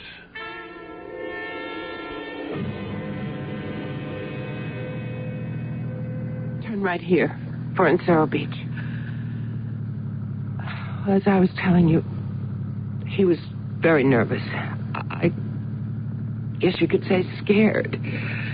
I asked him what was the matter. At first he wouldn't say anything.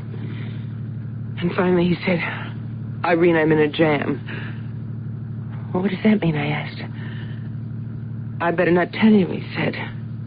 But I'm your wife, I said. And he said, I got to keep you out of this. And then... Yes? Well, then he just got up from the table and he went out. Where? I don't know. I haven't seen him since. He didn't come home that night. So the next morning, I went to the police station. What did they do? Oh, they listened. They wrote everything down. I gave them his picture, and that's it. Nothing's happening. How do you know? They're probably doing the very best they can. Well, I don't say they aren't. But their best isn't good enough.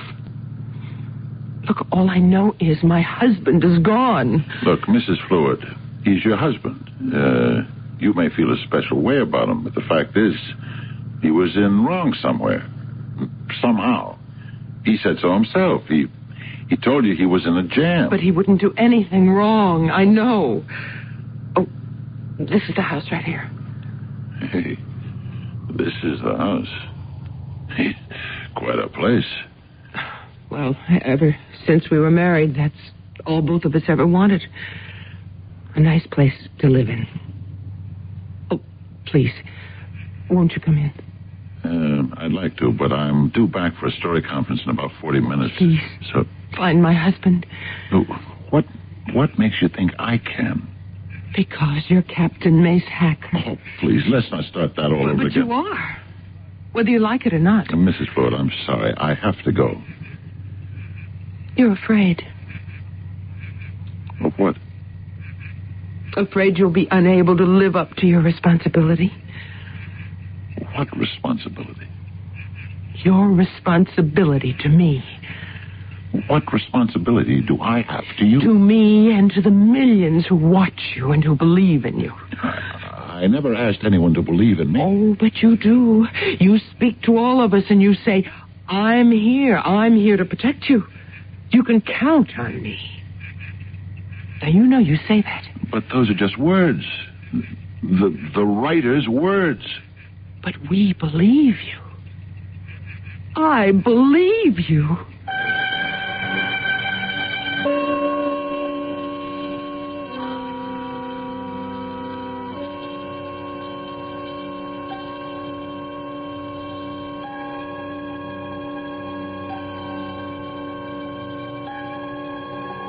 There are pretenses which after a while become real. If not to the pretender, then to his audience. And why not?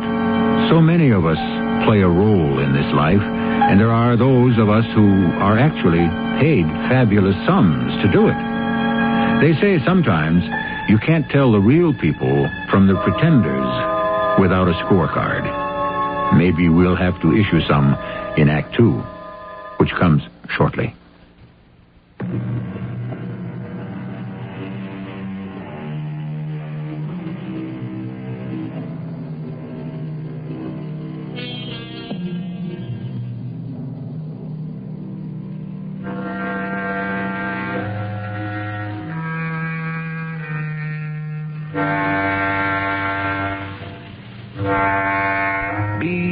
what you would like people to think you are. This is a piece of advice that comes to us from no less a philosopher than Pythagoras himself. And so there must be something to it. But like all these previous nuggets fashioned by the great sages, there's always considerable difficulty, not to mention distance, between the desire and the deed. But I believe you. You are Captain Mace Hacker. I believe you. I said I was sorry. I'll never believe anybody again as long as I live. Mrs. Fluid. Mrs. Fluid?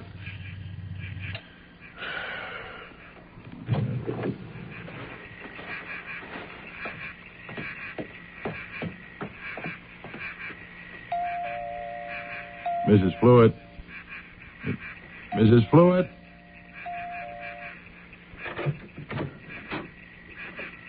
Yes. You must let me apologize. For what? That's it. I don't even know for what. But I have this feeling I've done something wrong. May I come in? Say, this is a beautiful home you have here. We're very proud of it. Look, you don't really have to apologize to me. I realize what I did was quite silly. It's just that I'm desperate. I don't know where to turn. Oh, I would offer you a drink, except I know you never take one. That's right. I'll tell you what you could offer me, though. Whatever it is I'm smelling. It must be delicious. Oh, that's dinner. I just left it to simmer on the stove. What is it? Beef stew. You see, ever since I became Mace Hacker, whenever I go out to eat, wherever I go, I'm recognized.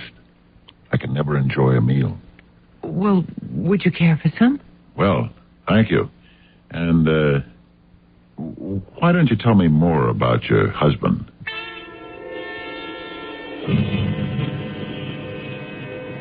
All right. I want to do the scene between Hacker and Inspector Kelly again. We have practically the same dialogue in every show. You should be able to do it in your sleep.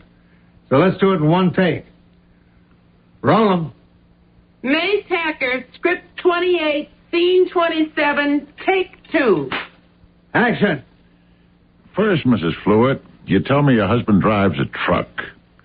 Then I find out you live in this fantastic house in very exclusive Encero Beach. Cut! Hey, where do those lines come from, Mace? What? Mace, what script are we doing? I don't... Who is Mrs. Fluid? Mrs. Fluid? Yeah, whose husband drives a truck.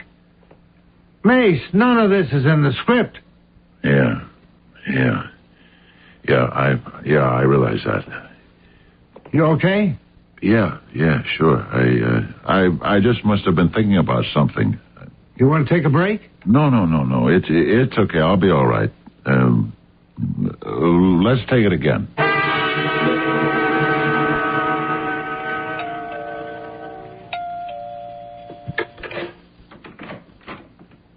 Hello, Mrs. Fluid?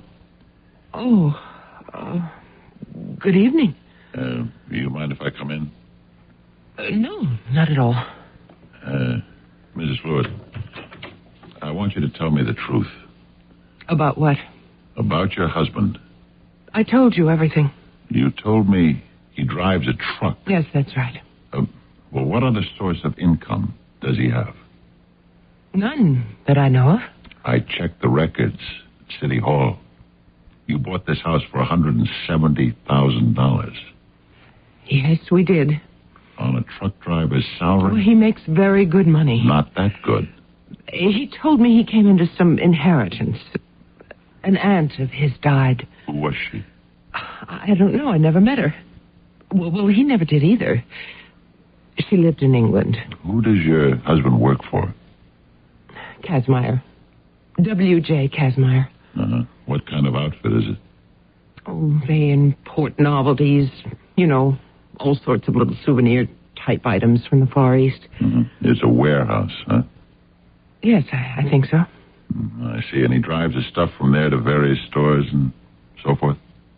Well, I would imagine so. It seems to me you don't know very much about it. Well, he never talked much about his job. Mm-hmm. And you never wondered about where all the money was coming from? I was brought up in a family where a woman never asked her husband such questions. Who have you been talking to downtown at police headquarters? A certain Inspector Rockfield. Rockfield, huh? Do you know him? Inspector Rockfield. Who? Oh, yeah, anytime. Send him right in here. Mace Hacker, come right on in and sit yourself down. Thanks, Inspector. Hey, before I forget, September 23rd is the date for the annual PBA affair. I know the men will want you for guest of honor as usual. Sure. Mace, isn't that remarkable how I instinctively call you Mace? It's just because you happen to be so real to all of us in the department. Inspector. Hey, I guess you want my comments on the next script. Usually Perry calls me up about that. As usual, I've got nothing to say. Oh, a couple of little nitpicky things, but I don't even know if it pays to bring them up. Inspector, could I ask you a question? Yeah, shoot. What's being done on the George Fluitt case? The what? The George Fluitt disappearance. George Fluitt. That name doesn't ring a bell. Is it, something recent? It's very recent, Inspector. George Fluitt. Doesn't mean a thing. Well, I've been talking to his wife. She says she's been in here to see her. Well, we get hundreds of these things, and I see Fluitt. Let me think. Oh, yeah. He did disappear then? So she claims. She said he was nervous, scared, in a jam of some sort. Yeah, I remember. That's what she said to me. Uh-huh. Well? Hey, we get 20, 30 disappearances a month like that. You know why? No. Your average guy who disappears fades out for two reasons. They both begin with a D. Dames or debts. So his wife, his mother, his sister, his girlfriend, whoever's left holding the bag, she comes in here to try to sweeten the pot. They figure if they can throw a little mystery into it, a little hint of homicide, maybe we'll try harder. So what you're saying is you don't believe her? What I'm saying is, don't worry about it, Mace. So what's so funny? That's exactly like the line in your show. When your boss, Inspector Kelly, tries to touch you off a case, don't worry about it, Mace. Yeah, and I always answer, okay, but do you mind if I scout around a little bit? Well? What, Mace? Do you? Do you mind if I scout around a little bit?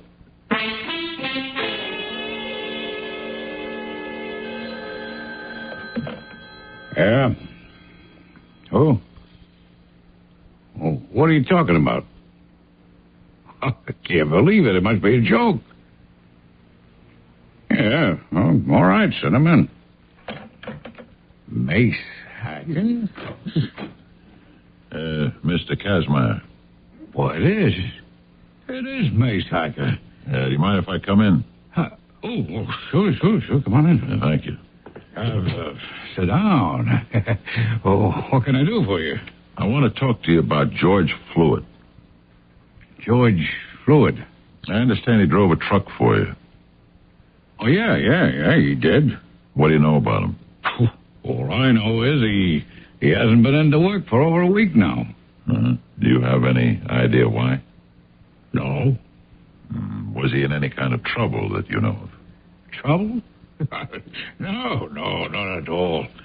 Are you in any sort of trouble, Mr. Kazmaier? Me? In trouble? What kind of a question is that? A very simple question. Now, wait a minute. Are you actually working with the police? You didn't answer the question. What? No. No. I'm not in any trouble. Mm-hmm. I may be back. Thank you, Mr. Kazmaier. You've been a lot of help.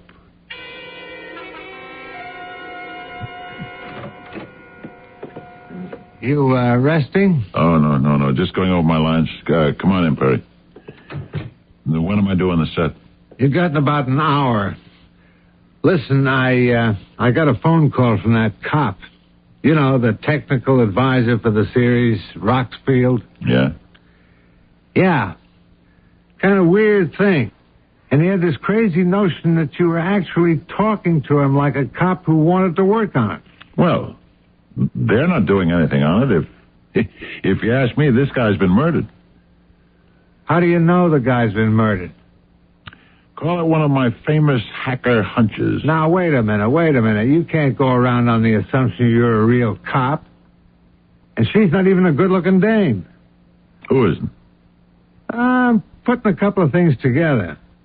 First, you throw some lines into a script about a dame named Mrs. Fluitt.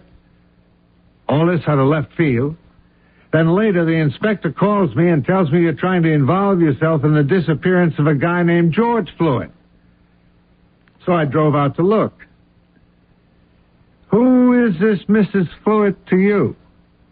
She asked me to find him. Why you? Because to her, I'm a cop named Mace Hacker. Yeah. I can understand that. To her, you're Mace Hacker. But who are you to you? Who am I? Yeah. Who are you?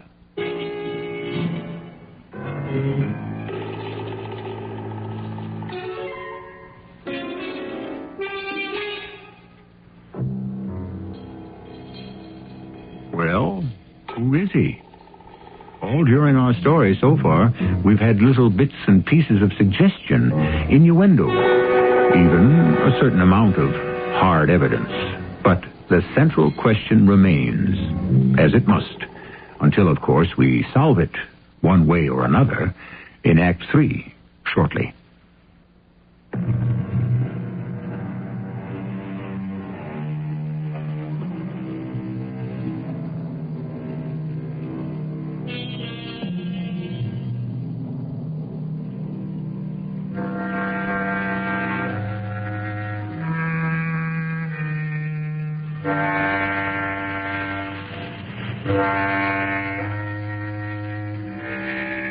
Most of us are fated to live out our fantasies in private. However, here we have an actor named Alvin J. Miller who plays the role of a television cop named Mace Hacker so convincingly that quite a few people have come to think of him as Mace Hacker. Indeed, their number has become so large that he's beginning to believe it himself. What are you trying to do, Mace? I'm going to find the killer of George Fluitt. But you're not... I'm not what? You're not a real cop. I'm Mace Hacker. Now, listen. It happens. It happens to all of them sometimes, especially the actors who play doctors and detectives. You get so involved in it, after a while, it seems to be real. It is real. No, it is not. It's just a story that comes up on a screen for an hour, and it's gone. You turn off the picture, and it's all gone. But I'm still here. Mace Hacker is still here. Well, a lot of this is my fault. I've been working you too hard. Listen, maybe you'd better... I know what you're going to say. Maybe I should see a doctor. Why not? Why should you be the only big star that's never been to a shrink? Mace Hacker has to help this woman. Why? Because she's getting the runaround from everybody else.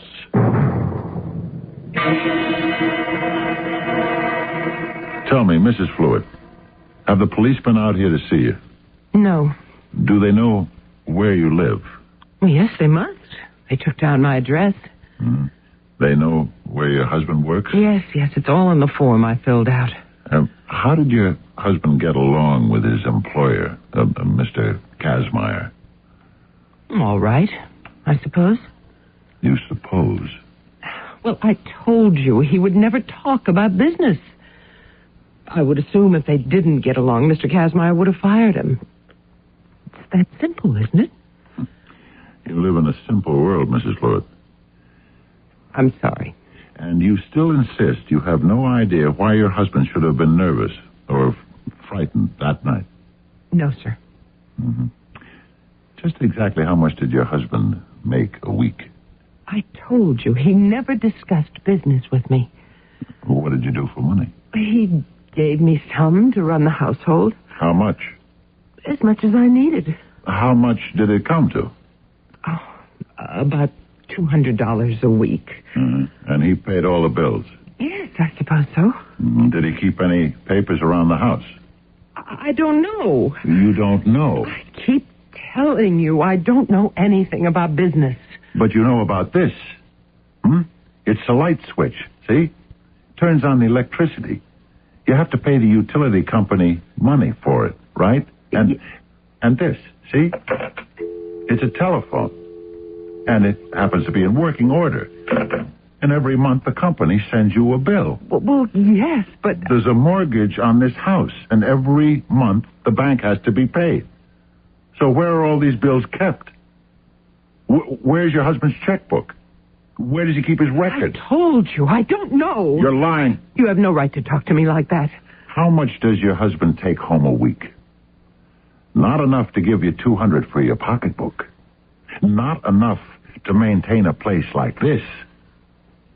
So where does the money come from? I don't know. You never asked yourself, how does a truck driver pay for this kind of a setup? I told you there was a legacy. What legacy? Where's the letter from the lawyer? I never asked him. You never asked him anything. Because you didn't want to know. But you knew there had to be something dishonest going on. No, You're living in this house 3 years now, Mrs. Fluid. Where did you live before? And please don't tell me you don't remember. I didn't say that. You had a 2-room flat over on Vanderlee. Not such a hot neighborhood. Your husband worked for a big national outfit, Universal Transport. But everything changed the day he took the job with Kazmaier. Didn't it? Didn't it? Yes. Why? What do you want me to tell you? The truth. The truth. Well, I taught at Downstate. I was one of those plain-looking girls who did well at school, but not so good at other things. Like dates. It's an old story. They're the best kind. All my friends said it couldn't work. He and I, no, we were from 2 different worlds. He'd never even finished high school, but he was a man. And he was handsome. And I guess he was in awe of me. Can you imagine? Yeah. He just couldn't believe his good luck. That someone like me could be attracted to someone like him. At first, I couldn't believe it myself. I come from a very poor background. I worked hard to put myself through school. I always yearned for nice things. And so you started to demand them. It's funny how it worked. I never said one word. That can be the loudest demand of all. That's right. The money started to roll in. It's the only way I can describe it. And you never asked him a single question. I couldn't. Why not? Because I had to justify it to myself. And so I created a kind of make-believe world where everything was all right. And then when he disappeared, I couldn't accept it. So I also had to go to a make-believe detective. What else can I tell you? I guess you told me everything.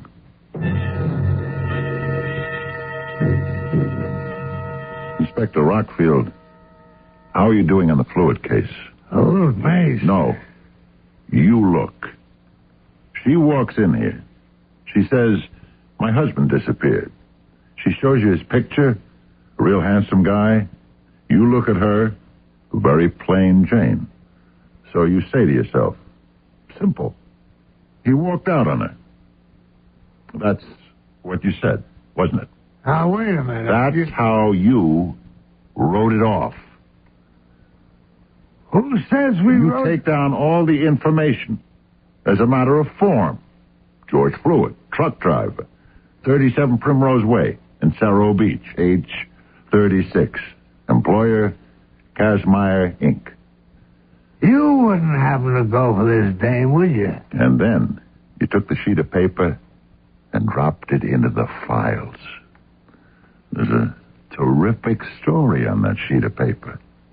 But nobody around here bothered to read it. What story? How does a truck driver make enough money to live in a house on Encero Beach? What kind of salary does he get at Kazmaier? Is he moonlighting? If so, at what? If not, why is he worth so much to Kazmaier?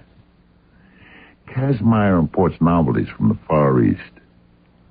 So, what else could they be importing? 100 questions. But how many did you ever ask yourselves? None. Now, look. This investigation is proceeding along in an orderly manner. Hey, you wouldn't kid an old buddy, would you? I'm telling you. The secret lies at Kazmaier.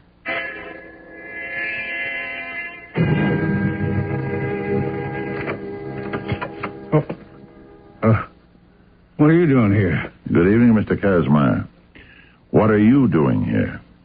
You again, the one who plays a detective. You haven't answered my question. What are you doing here? I got every right to be here. This happens to be my warehouse. Uh-huh. You keep very late hours. That's how to get ahead in this world. How'd you get in? I jimmied open a window in the back. Well, the burglar alarm must be out of order. No, it's fine. I happen to know what to do about burglar alarms. Oh. Is there any reason why I shouldn't call the police? Absolutely. Because I'd tell them what I was looking for. Oh, yeah? What are you looking for? Look, Kazmaier, you and I could save a lot of time if you told me. Drugs? Diamonds, is it? Or counterfeit? You don't know what you're talking about. Okay, you caught me robbing your warehouse. So call the cops. Nah. No? Why not? If you're on the level. Oh, you're a famous television detective. What are you looking for? Publicity? Why should I give it to you? Why? Because this is a perfect setup for something crooked. You're a reputable businessman. Nobody bothers you. Maybe your truck driver figures it out. Maybe it was his idea. Anyhow, he is in on it. He started making a lot of money. Now, you tell me the rest. Was he becoming too greedy? Too dangerous?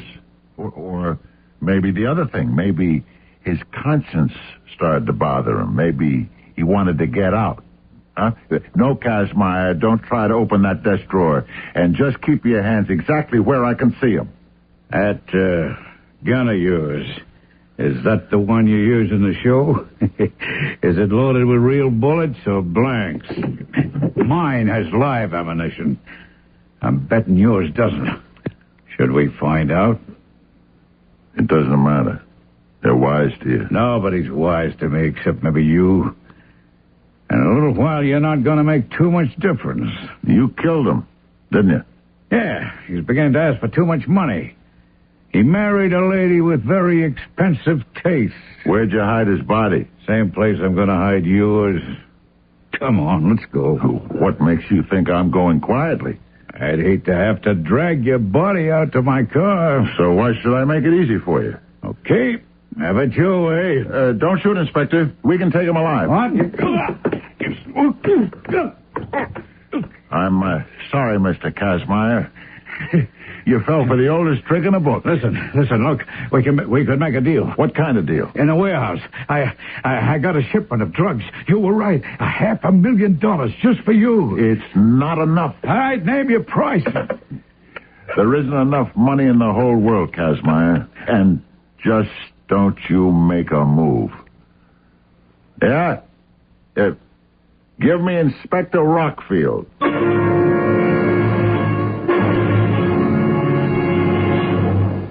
Mace, it's absolutely fantastic. You actually found the killer of this fellow Fluid. You solved the case. Yeah. Well, how'd you do it? How do I always do it? Just routine police work. The media's eating it up. The whole country's talking about it. It was a good show. What was a good show? Listen, Perry, for a while back there, the scripts were all beginning to sound the same. But this time, the writers really wrote a great one. About Irene Fluid and her husband. Mace, that wasn't a show. You never even meet the guy. But, you can picture the whole relationship he has with his wife. The writers could only come up with something like that every week. We're ready on the set, Perry. Yeah, okay. You ready, Mace? You know me, Perry. I'm always ready. All right, everybody. Places. Roll 'em. Mace Hacker, script number 52, scene 1, take 1.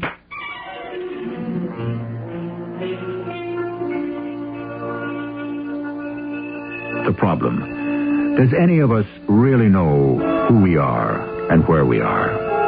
It's all rather complex, It would be relatively simple if we knew the difference between reality and illusion. At one time, the separation was quite obvious. Now, it may not even exist. But I do, and I shall return shortly.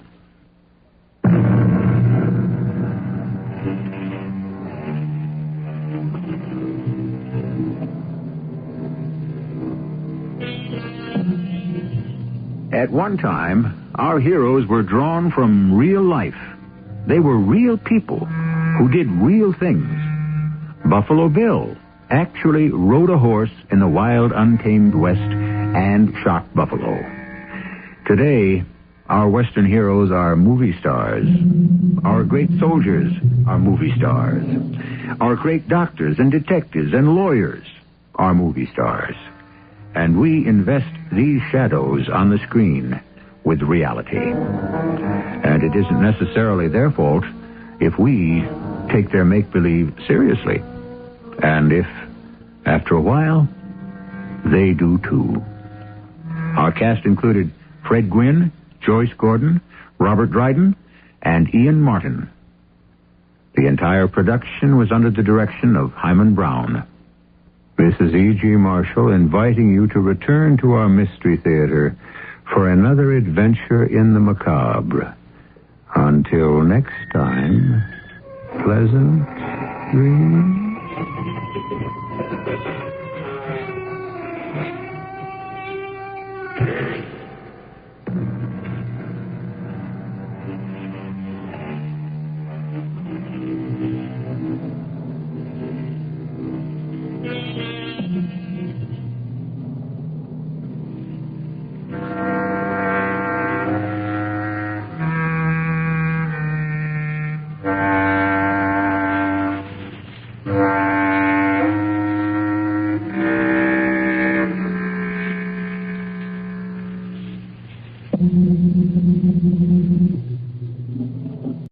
Come in.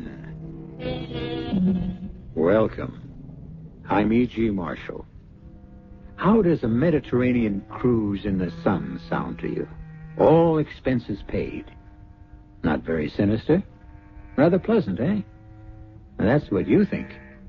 Well, when this cruise is only half finished, I think you'll be ready to abandon ship and take the next plane home. We're on a cruise with Elvira Graham, one of the world's leading fashion designers, her escort, Tony Butler, and her daughter, Marjorie. At the moment, our ship is docked in the Libyan coastal town of Derna. Elvira and Tony have gone sightseeing, trying to find a certain shop they heard about from the ship's captain. This is so deserted. There can't be any stores down here. Oh, it's not a very long alley. Let's look. Oh, there's a candle shop. Would that be it? Well, there doesn't seem to be anything else. Elvira, I don't like this. Let's get out of here. There's nothing to be afraid of. It's just too strange. We've gone almost the whole length of the alley, and there's nothing but that candle shop. And that's closed. Tony, wait. Look up ahead. The alley doesn't end. It makes a turn. Let's go back. Captain Miller said the store didn't really exist, and I believe him. We can at least look. Come on. Tony, look. There it is.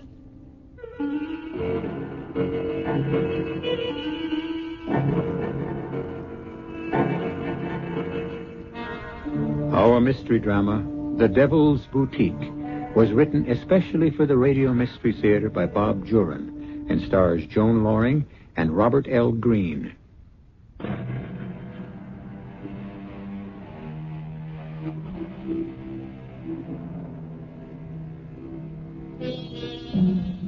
Elvira Graham found the Devil's Boutique, and that was her greatest mistake. She found it on a sunny afternoon in Derna on that Mediterranean cruise.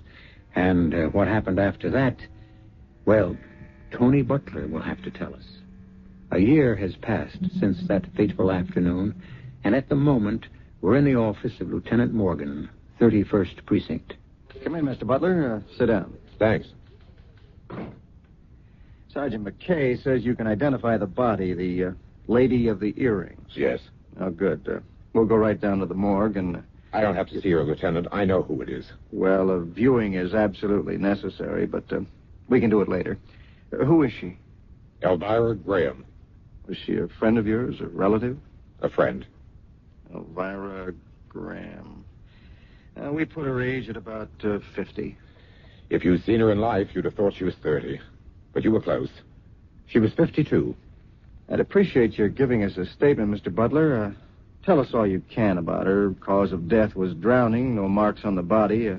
We have it down as suicide, but we still can't rule out murder. I'll make a statement, but would you do me a favor?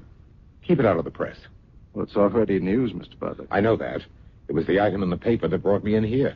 Ordinarily, with an unidentified body floating in the river isn't that much news, but a nude woman in earrings and fantastic lipstick. That's why I know without the shadow of a doubt it's Elvira Graham. And that's why I wish you could keep what I'm about to tell you out of the papers. Well, I'll do what I can, Mr. Butler, but well, they don't have to know every detail. We'll have to release her identity, though. Yes, I see that. A lot of people are wondering what happened to Elvira Graham, and now they'll know. But the woman suffered enough. Yeah, she won't suffer anymore. No, I guess not. She was admired, hated, adored, despised, envied. You say you're a friend. She has no relatives? Only a daughter. I'm here in her stead. The daughter's name? Marjorie. Marjorie Graham. Well, just relax and tell us all you can about Elvira Graham. I'll ask questions later. Elvira Graham was a fashion designer. At her peak, the best. And she had a knack of making sure that no one, but no one, ever looked better than Elvira Graham. It was almost a year ago, in June. She just had a showing of her fall line, and she, Marjorie and I, were starting off on a cruise to relax. I was her escort at the moment. Roger, bye! Bye! Tell Amy I'll bring her a souvenir from Italy. I said tell Amy I'll bring her... Can't hear you, Elvira, dear. Just wave. Oh, bye! Bye! Marjorie, give me a streamer, quick. You've thrown them all, Mother. Oh, it doesn't matter. Come along. Let's go back and finish up that champagne. I think you've had enough, Mother. How many times do I have to tell you, Marjorie? I'll be the judge of that.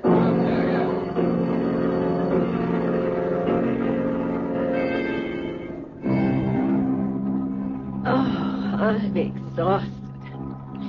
Pour me one more, Tony. Thank heaven Marjorie's gone to her own cabin. She is so tiresome sometimes. Do you think I've had too much champagne, darling? Be honest. Well, you do want to look your best at the captain's table tonight. Sweet, sweet Tony. You have such a knack. For what, I'm not sure yet, but a knack. You're absolutely right. You drink this. I'm going to take a nap. I think I'll go up on deck for a while. Tony, Hmm? do you think that dress Charlotte Remsen was wearing made her look slimmer? Maybe a little taller? Definitely. You designed it that way. Yes. Made her look almost too attractive, I think. Well, I'm not going to think about work anymore. We're here to relax. Kiss me, Tony. And let Elvira get her beauty rest.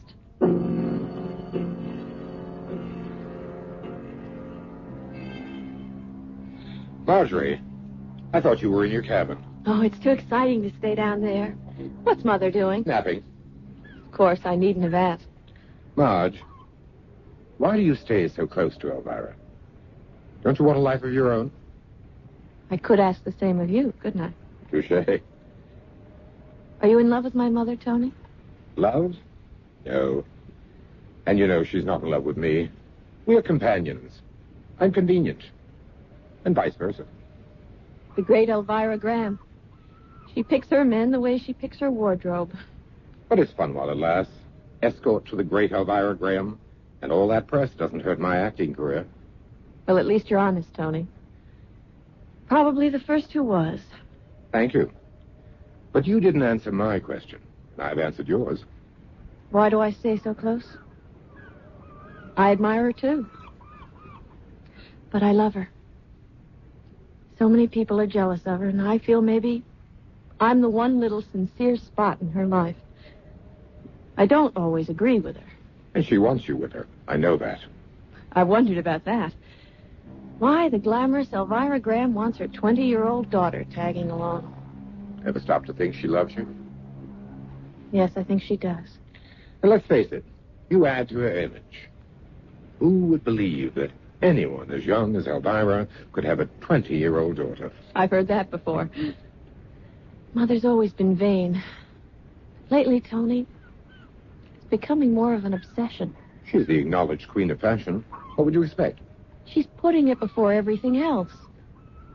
She sold her soul to vanity. Such profundity from one so young. Don't laugh at me, Tony. I'm worried. I'm not laughing at you, Marge. But there's nothing we can do about Elvira's personality. We just live with it. Or what? Or leave it. And for the moment, it suits me to live with it. Come on. Why don't you take a nap, too? You want to look your best? We're at the captain's table tonight. How could I forget it?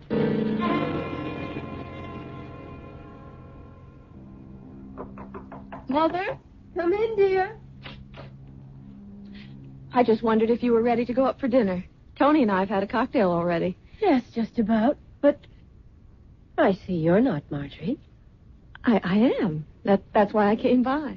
But, Marjorie, you're not going to wear that scarf with that dress. Well, yes, I am. Oh, no, dear. The dress is chiffon. It looks fine, but you don't cover a décolleté as low as that with a scarf. It's ridiculous. Besides, it's the wrong color. It should contrast, if anything. But I thought it was perfect. Perfect? Marjorie, I cannot understand how the daughter of Elvira Graham can be so insensitive to style. Doesn't anything rub off? Mother, we're dining at the captain's table. It may not mean anything to you, but it does to me. I disagree with you about the scarf, but I'll give in to your superior judgment. No, darling, you'll find it's always right. Now, Hurry and replace that dreadful scarf with a string of plain, simple pearls. And change your lipstick. It's too bright. I'll meet you in the dining room. You do understand. I just want you to look your best. Well, you must always look your best, my dear. But never better than Mother.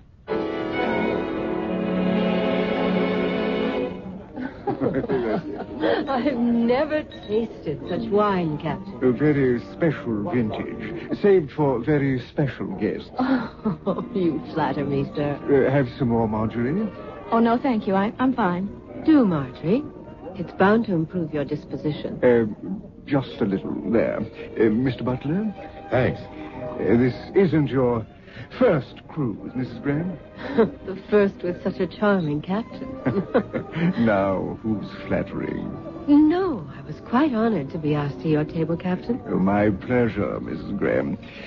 I've been admiring those pearls, Miss Graham. Are they natural? Yes, and matched. Thank you for noticing, Captain. Stunning. Really?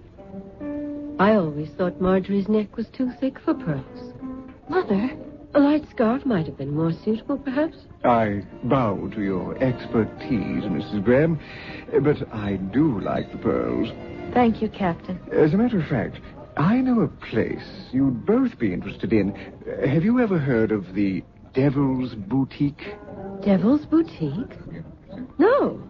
Sounds fascinating. It's a little shop in Derna, on the Libyan coast. I've heard some of my passengers talk about it. If it's unusual, it's for Elvira. Apparently, it is unusual, all right. Actually, they tell me the shop itself has no name, and it's very difficult to find, even with directions. How curious. What do you mean? Well, I've had passengers tell me about the unusual things they've bought in this shop. Clothes, accessories, scented candles, everything. Oh, that sounds charming. But I've had others who claim they've never even been able to find it. That's apparently why it's called the Devil's Boutique. Elvira will find it.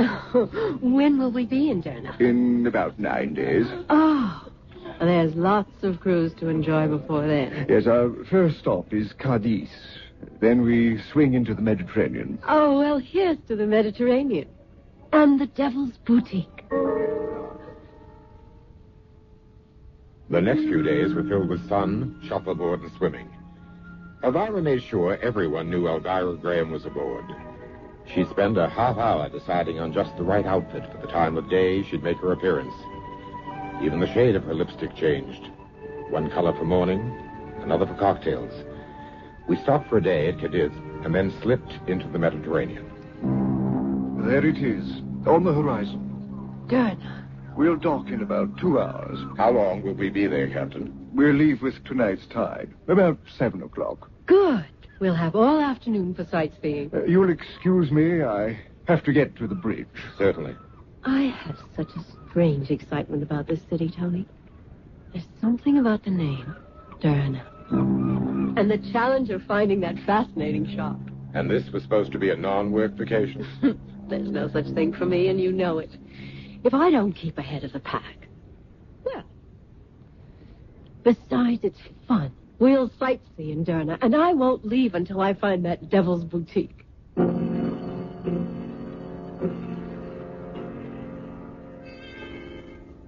I can tell you one thing. You wouldn't catch me going near a place with a name like that. And I certainly wouldn't go out of my way to find it. But then, for a woman as vain and determined as Elvira Graham, it might be just the place. Vanity, like love, is blind. And Elvira has no inkling of the strange fate that awaits her in the Devil's Boutique. I'll return shortly.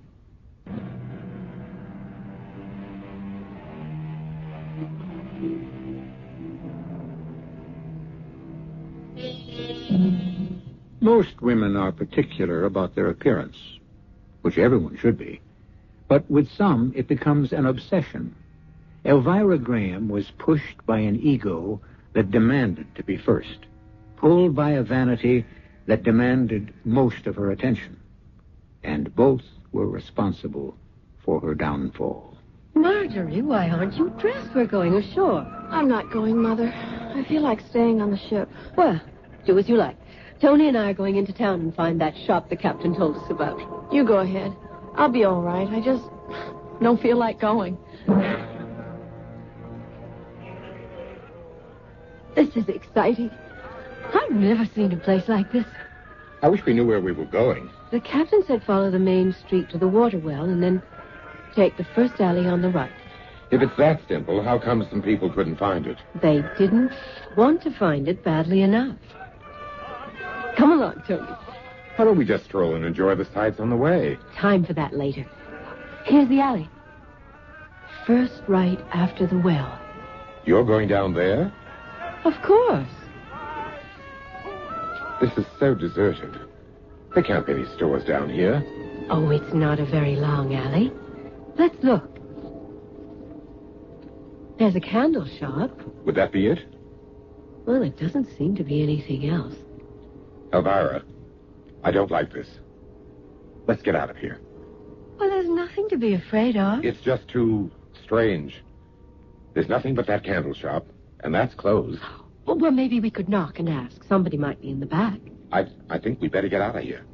Oh, I hated it. Wait, Tony, look. Up ahead. The alley doesn't end. It makes a turn. Let's go back. Well, we can at least look. This is crazy. There wouldn't be a store hidden back there. Captain Miller said it was hard to find, and it's probably worth it. I can't imagine why. Tony, look. There it is. There it was, just ahead of us. The windows of a quaint boutique, dimly lighted, and in the window, belts, dresses, slacks, scarves, accessories, beads. Elvira literally jumped with joy. Tony, we found it. And it's open. Come on. Oh, look at the things in this window. Tony, that belt. It is different. It's fabulous. I could design a whole suit around that. Let's go in. The captain was right. There's no name on it. There weren't on any of the shops in the main street either. Here it doesn't seem to matter. Fabulous. Just fabulous. Doesn't seem to be anyone around. I just want to browse anyway. Look at this jacket. There's not a seam in it. How do you suppose... Madame likes the jacket? Oh, yes. It is stunning. One of my favorite creations. You're certainly original. I've never seen styles even resembling these before. And no, I'm not copied. Everything here is quite original. Mrs. Graham is the designer herself. She knows how to judge quality. Ah, yes, Elvira Graham. I am honored. You know me. Anyone remotely concerned with fashion knows Elvira Graham. Oh. Is that not so? Well, yes, but I never thought here. You didn't think that in such a humbled, out-of-the-way shop, one would have heard of you? Well, frankly, no. I keep up with things, huh? And you are... My name is Arch. You don't mind if I look around? That is what my shop is here for, Mrs. Graham. If I can be of service, just call me. I will be in the back. Oh, I stumbled onto a gold mine. What do you mean? Why, these styles. The man is a genius. But how many people know about him? No one who matters. So?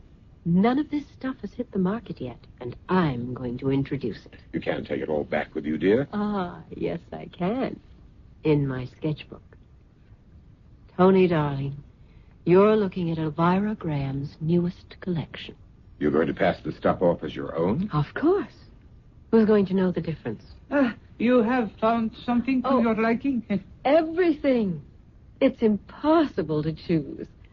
I'd like to bring my daughter back to see your place. I would be honored. We're sailing on the Lady Madison. I'm going back to the ship and get her. You'll be open all afternoon? Certainly. Come, Tony. I can't wait to see Marjorie's reaction to this place. Why all the fuss about Marjorie? I want Marjorie to come back with us so the two of you can distract him while I copy. You think he's not going to notice you in your sketchbook? Not if you and Marjorie help. She'll know how to keep him busy. Mother, this is unbelievable. I told you it was sensational. I just wish there were other customers around. Now, you know what to do, Marjorie. Yes. I don't really approve. But I'll do it. What'll I do? You stay with me, Tony. You can cover me. Mrs. Graham, you did return. Yes. This is my daughter, Marjorie. I am charmed, Miss Graham. How do you do? This is Mr. Arch, the fabulous designer.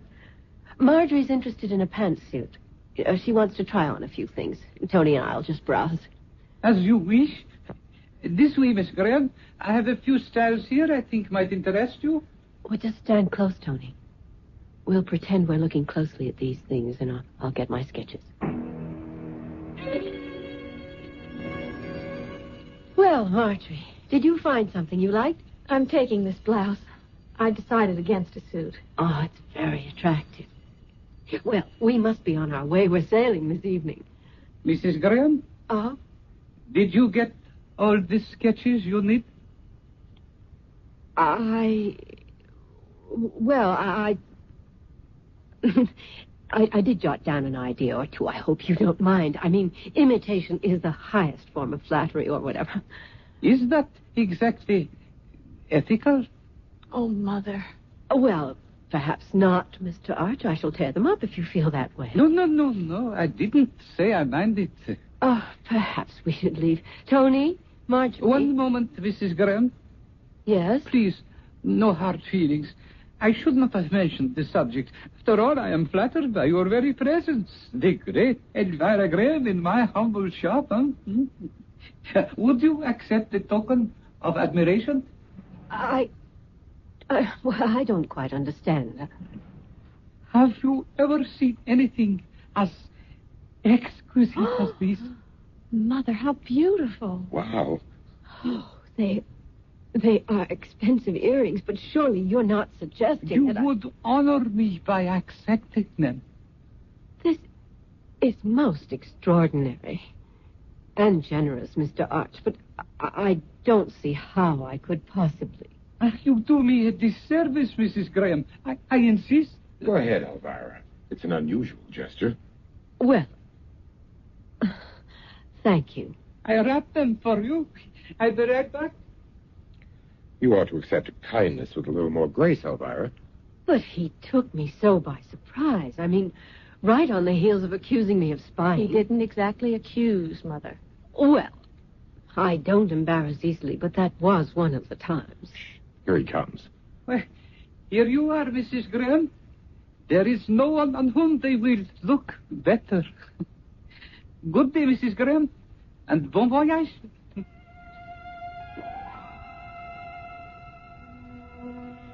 It was late afternoon when we got back to the ship. Marjorie went to her stateroom to dress for dinner.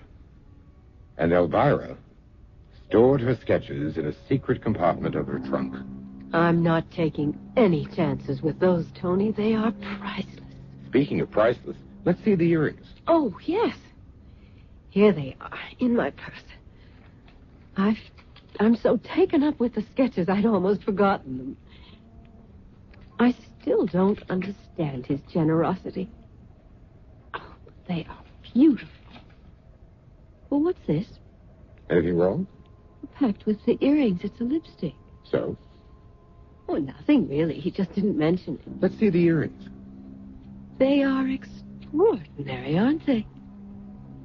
They seem even more brilliant than they did in the show. Why don't you wear them at dinner tonight? I intend to. Curious about the lipstick, though. I wonder why he didn't mention it. Almost ready, Elvira. It's 8 o'clock. We'll be out in a minute. Is Marjorie there yet? She just arrived. I won't be long.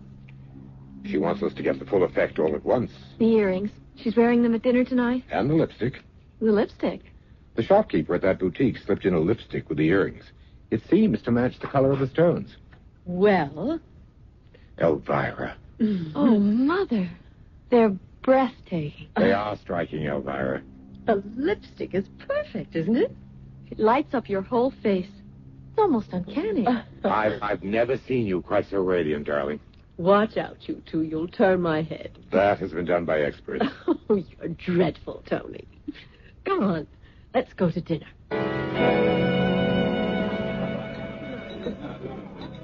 You're turning heads, darling. Everyone's looking at you. Oh? I hadn't noticed. Oh, Mrs. Graham. Good evening. Miss Graham, Mr. Butler. How did you enjoy dinner? Captain Miller, I owe you a million thanks. I found that boutique. And you liked it? It is fabulous. It's going to do great things for me. Do you like my earrings, Captain? Magnificent. I got them at the boutique. Most unusual. The man at the shop gave them to Mother. They're most becoming, Mrs. Graham. Shall we sit down? The steward's ready with the consomme. Oh, yes, dinner, of course. Oh, Tony, it's been the gayest night since we left New York. I think I danced with every man in the room. Almost. Almost? Everyone but me. Oh, but... Well, you hate dancing. You could have sat one out. Be a dear and unzip me. I want to get comfortable and have a last champagne. Here, alone with you. Tony, darling. There. Help me with this earring, Tony. I can't get it off. Let's see. Just clips on. It ought to open up. It won't open. Well, try the other one. I can't budge this one either. Well, this is ridiculous. It's just a little spring. Pull harder. Ow. Sorry, darling. Well, never mind. I'll get them off in the morning. I'm too tired to care. I'm going to bed. Don't wake me tomorrow, Tony. I feel as though I could sleep for a week.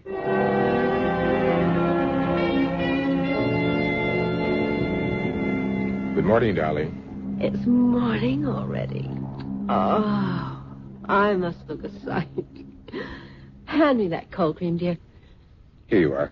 Oh, I must have been tired last night to leave this lipstick on. You were quite the belle at the ball, you know. You don't mind. The price I paid for escorting the Elvira Graham. Oh. What's the matter? Tony, my lips. The lipstick isn't coming off. What? I can't seem to remove this lipstick. I mean, cold cream always takes it right off. Rub harder. It just doesn't seem to work. The earrings. Now the lipstick. The earrings. Last night, we couldn't get the earrings off. Oh, I remember now. They're still on. Yes. I can't open the clasp. I didn't have any luck with them last night either. Try again, Tony. Try. Okay. It's crazy. It's just a little spring, but I can't open it. Oh, you've got to, Tony. I've got to get these off.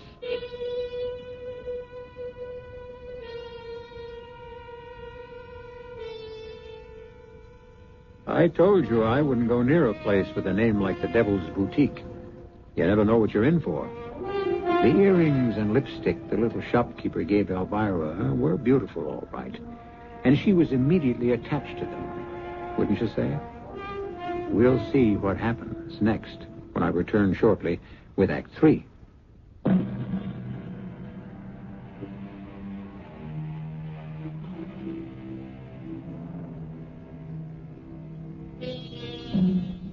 Let's return now to the stateroom where Elvira Graham can't seem to remove her lipstick or her earrings. 2 items she was given by the proprietor of that quaint little shop in Derna. You know, the one with that odd name. I've got to get them off, Tony. I can't be seen in the morning wearing these. Or the lipstick. It's just not done. Relax, Elvira. We'll get them off.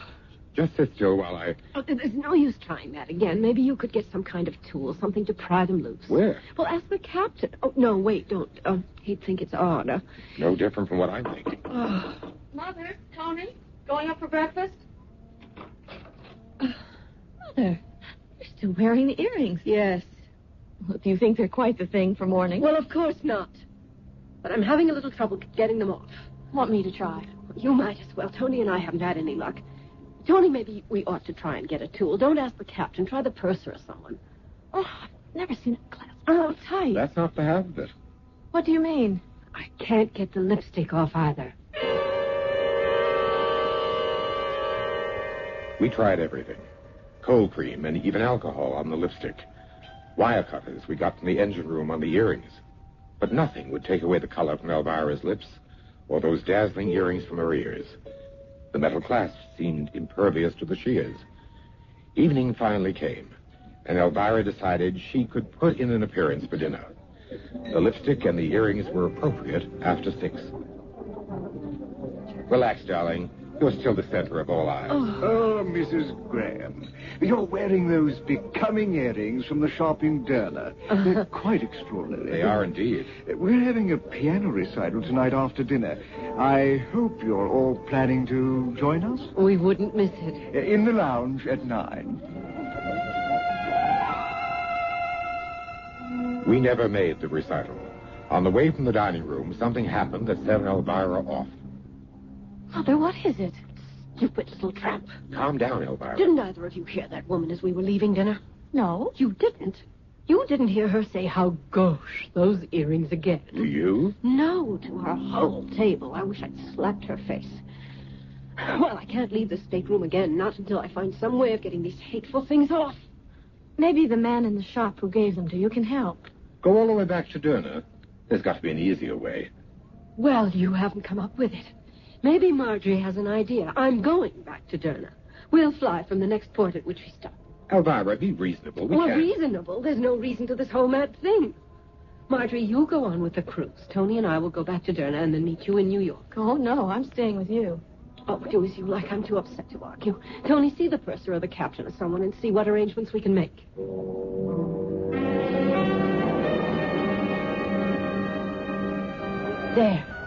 There's the window. And I remember that carpet shop across the square. The alley should be just ahead. I hope he can help after what it took to get back here. We've been on everything but a camel. That's the alley we went down, isn't it? Oh, yes. Come on. This is it. There's that candle shop. Still closed. Doesn't look as though it's ever been opened. Tony? Yes, I see. That's strange. The alley ends in a wall. But it turned off to the left the last time we were here. That's where the shop was. An absolutely dead end. How could they have put up a wall? We were here only 3 days ago. This isn't a new wall, Elvira. Look at it. What? It's hundreds of years old. But this is the alley we came down, and it branched off, and we found the shop. I wasn't dreaming. You were both with me. Tony, this is frightening. Well, there's another way in, another alley. I've got to find that shop. I've got to find it. Come on, Marjorie, be quick. Which way did she go? I don't know. Well, she's disappeared in the crowd. Stay close to me. The street's so crowded we can't go fast enough. Oh, Tony, what are we going to do? We pushed through the crowded streets, and finally, after more than half an hour, we found Elvira. Mother! Marjorie! Tony, thank heavens I didn't know where to look for you. Elvira, get a hold of yourself. I've asked everyone I could find who spoke any English at all. No one, absolutely no one, ever heard of the shop. The only thing left to do was to go back to New York. We returned home, and Elvira went into hiding. Of course, everyone assumed we were still on the cruise, so no one called. But Elvira was getting more desperate. A plastic surgeon's my only hope. A friend of mine had some work done about a year ago. I could find out the name of his man. Oh, do it, Tony. Do it today.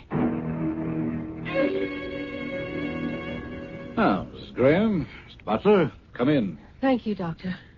You're a friend of Charlie Poole's? Yes, we've done some shows together. Well, now, how can I help you, Mrs. Graham? This lipstick I'm wearing. Yes? I can't get it off. Nothing works, so don't ask me how many things I've tried. I wouldn't be here if anything had helped. Oh, well, let me see.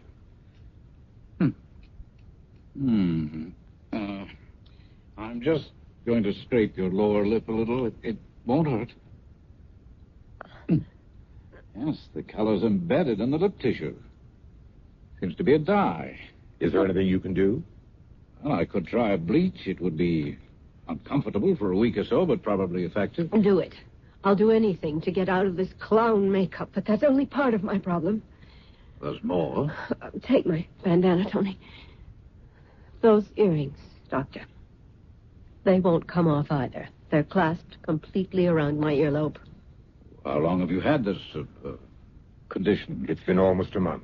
I got the earrings and lipstick in a little shop in Libya, and frankly, they are bewitched. I know that now.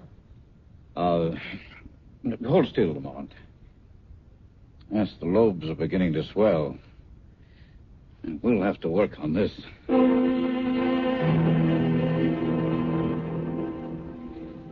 Well, I'm sorry, Mrs. Graham. I'm at a loss to know what to do with these. Oh, have you tried... A machine shop, an auto garage, everything but an acetylene torch. Must admit I've never seen anything like it. No one has. Well, Doctor. Well, I shall give you the bleach for your lips, apply it twice a day, and then I'll see you again in a week. Well, and the earrings? You have to give them some very serious thought, Mrs. Graham. There seems to be nothing I can do, short of removing your earlobes. Mother, please answer me. Leave me alone, Marjorie. What's the matter, Marjorie? Oh, Tony, thank God you're here. Mother won't come out of her room. She locked herself in hours ago. There's no harm in that. She's going through hell. But I want to help her. You can't help her. All we can do is to be here if she wants us. If she wants to be alone, let her. That bleach isn't helping her lips. It just makes it harder for her to talk. They're as bright as ever. This morning she came out for breakfast. Tony, I nearly fainted. I know. She's not a pretty sight. Her face is so white and lined. Those colors just scream at you. I thought I heard you, Tony. Where have you been? Down at the docks. The ship came in this morning. I went to claim our trunks. Oh, of course, the luggage we left on board when we flew back. I've never given it a thought. Was everything there?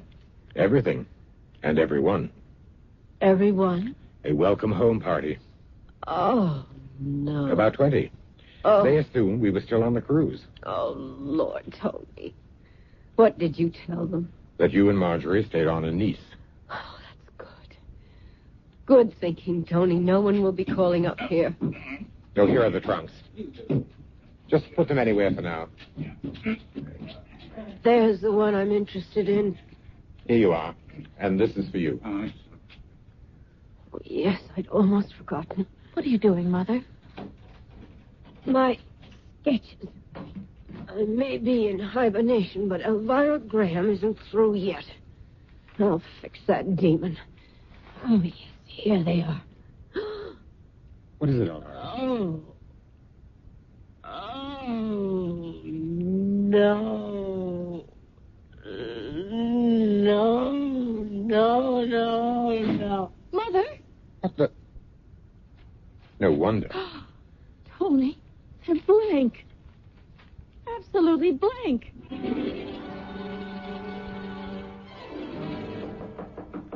Elvira, please. Mother!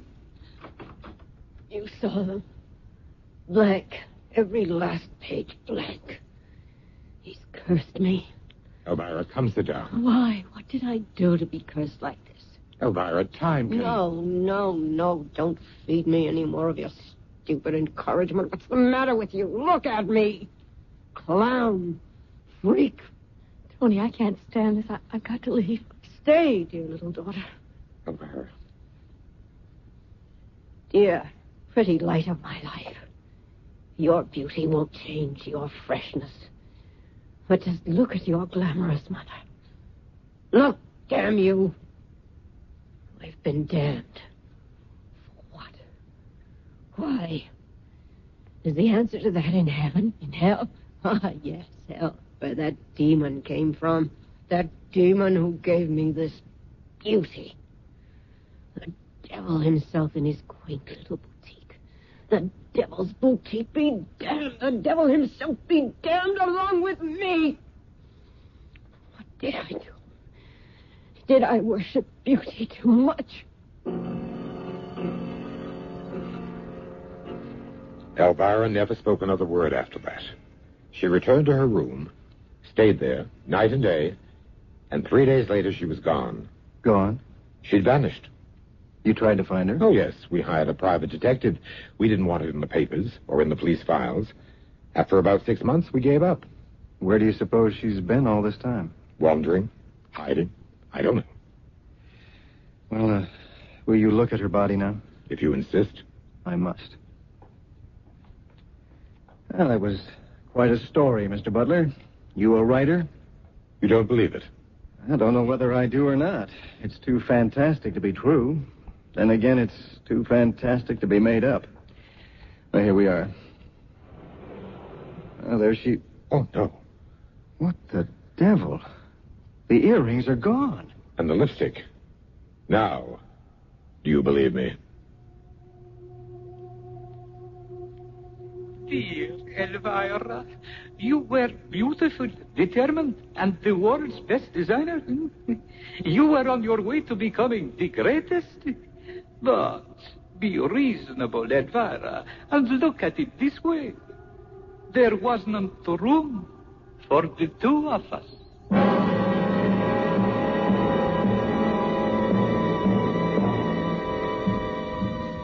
There's nothing wrong in being beautiful to other people. It's when we start becoming beautiful to ourselves that we're in for trouble. Elvira's life wasn't a total loss. Considering her personality, she ended up in pretty good company. I'll be back shortly.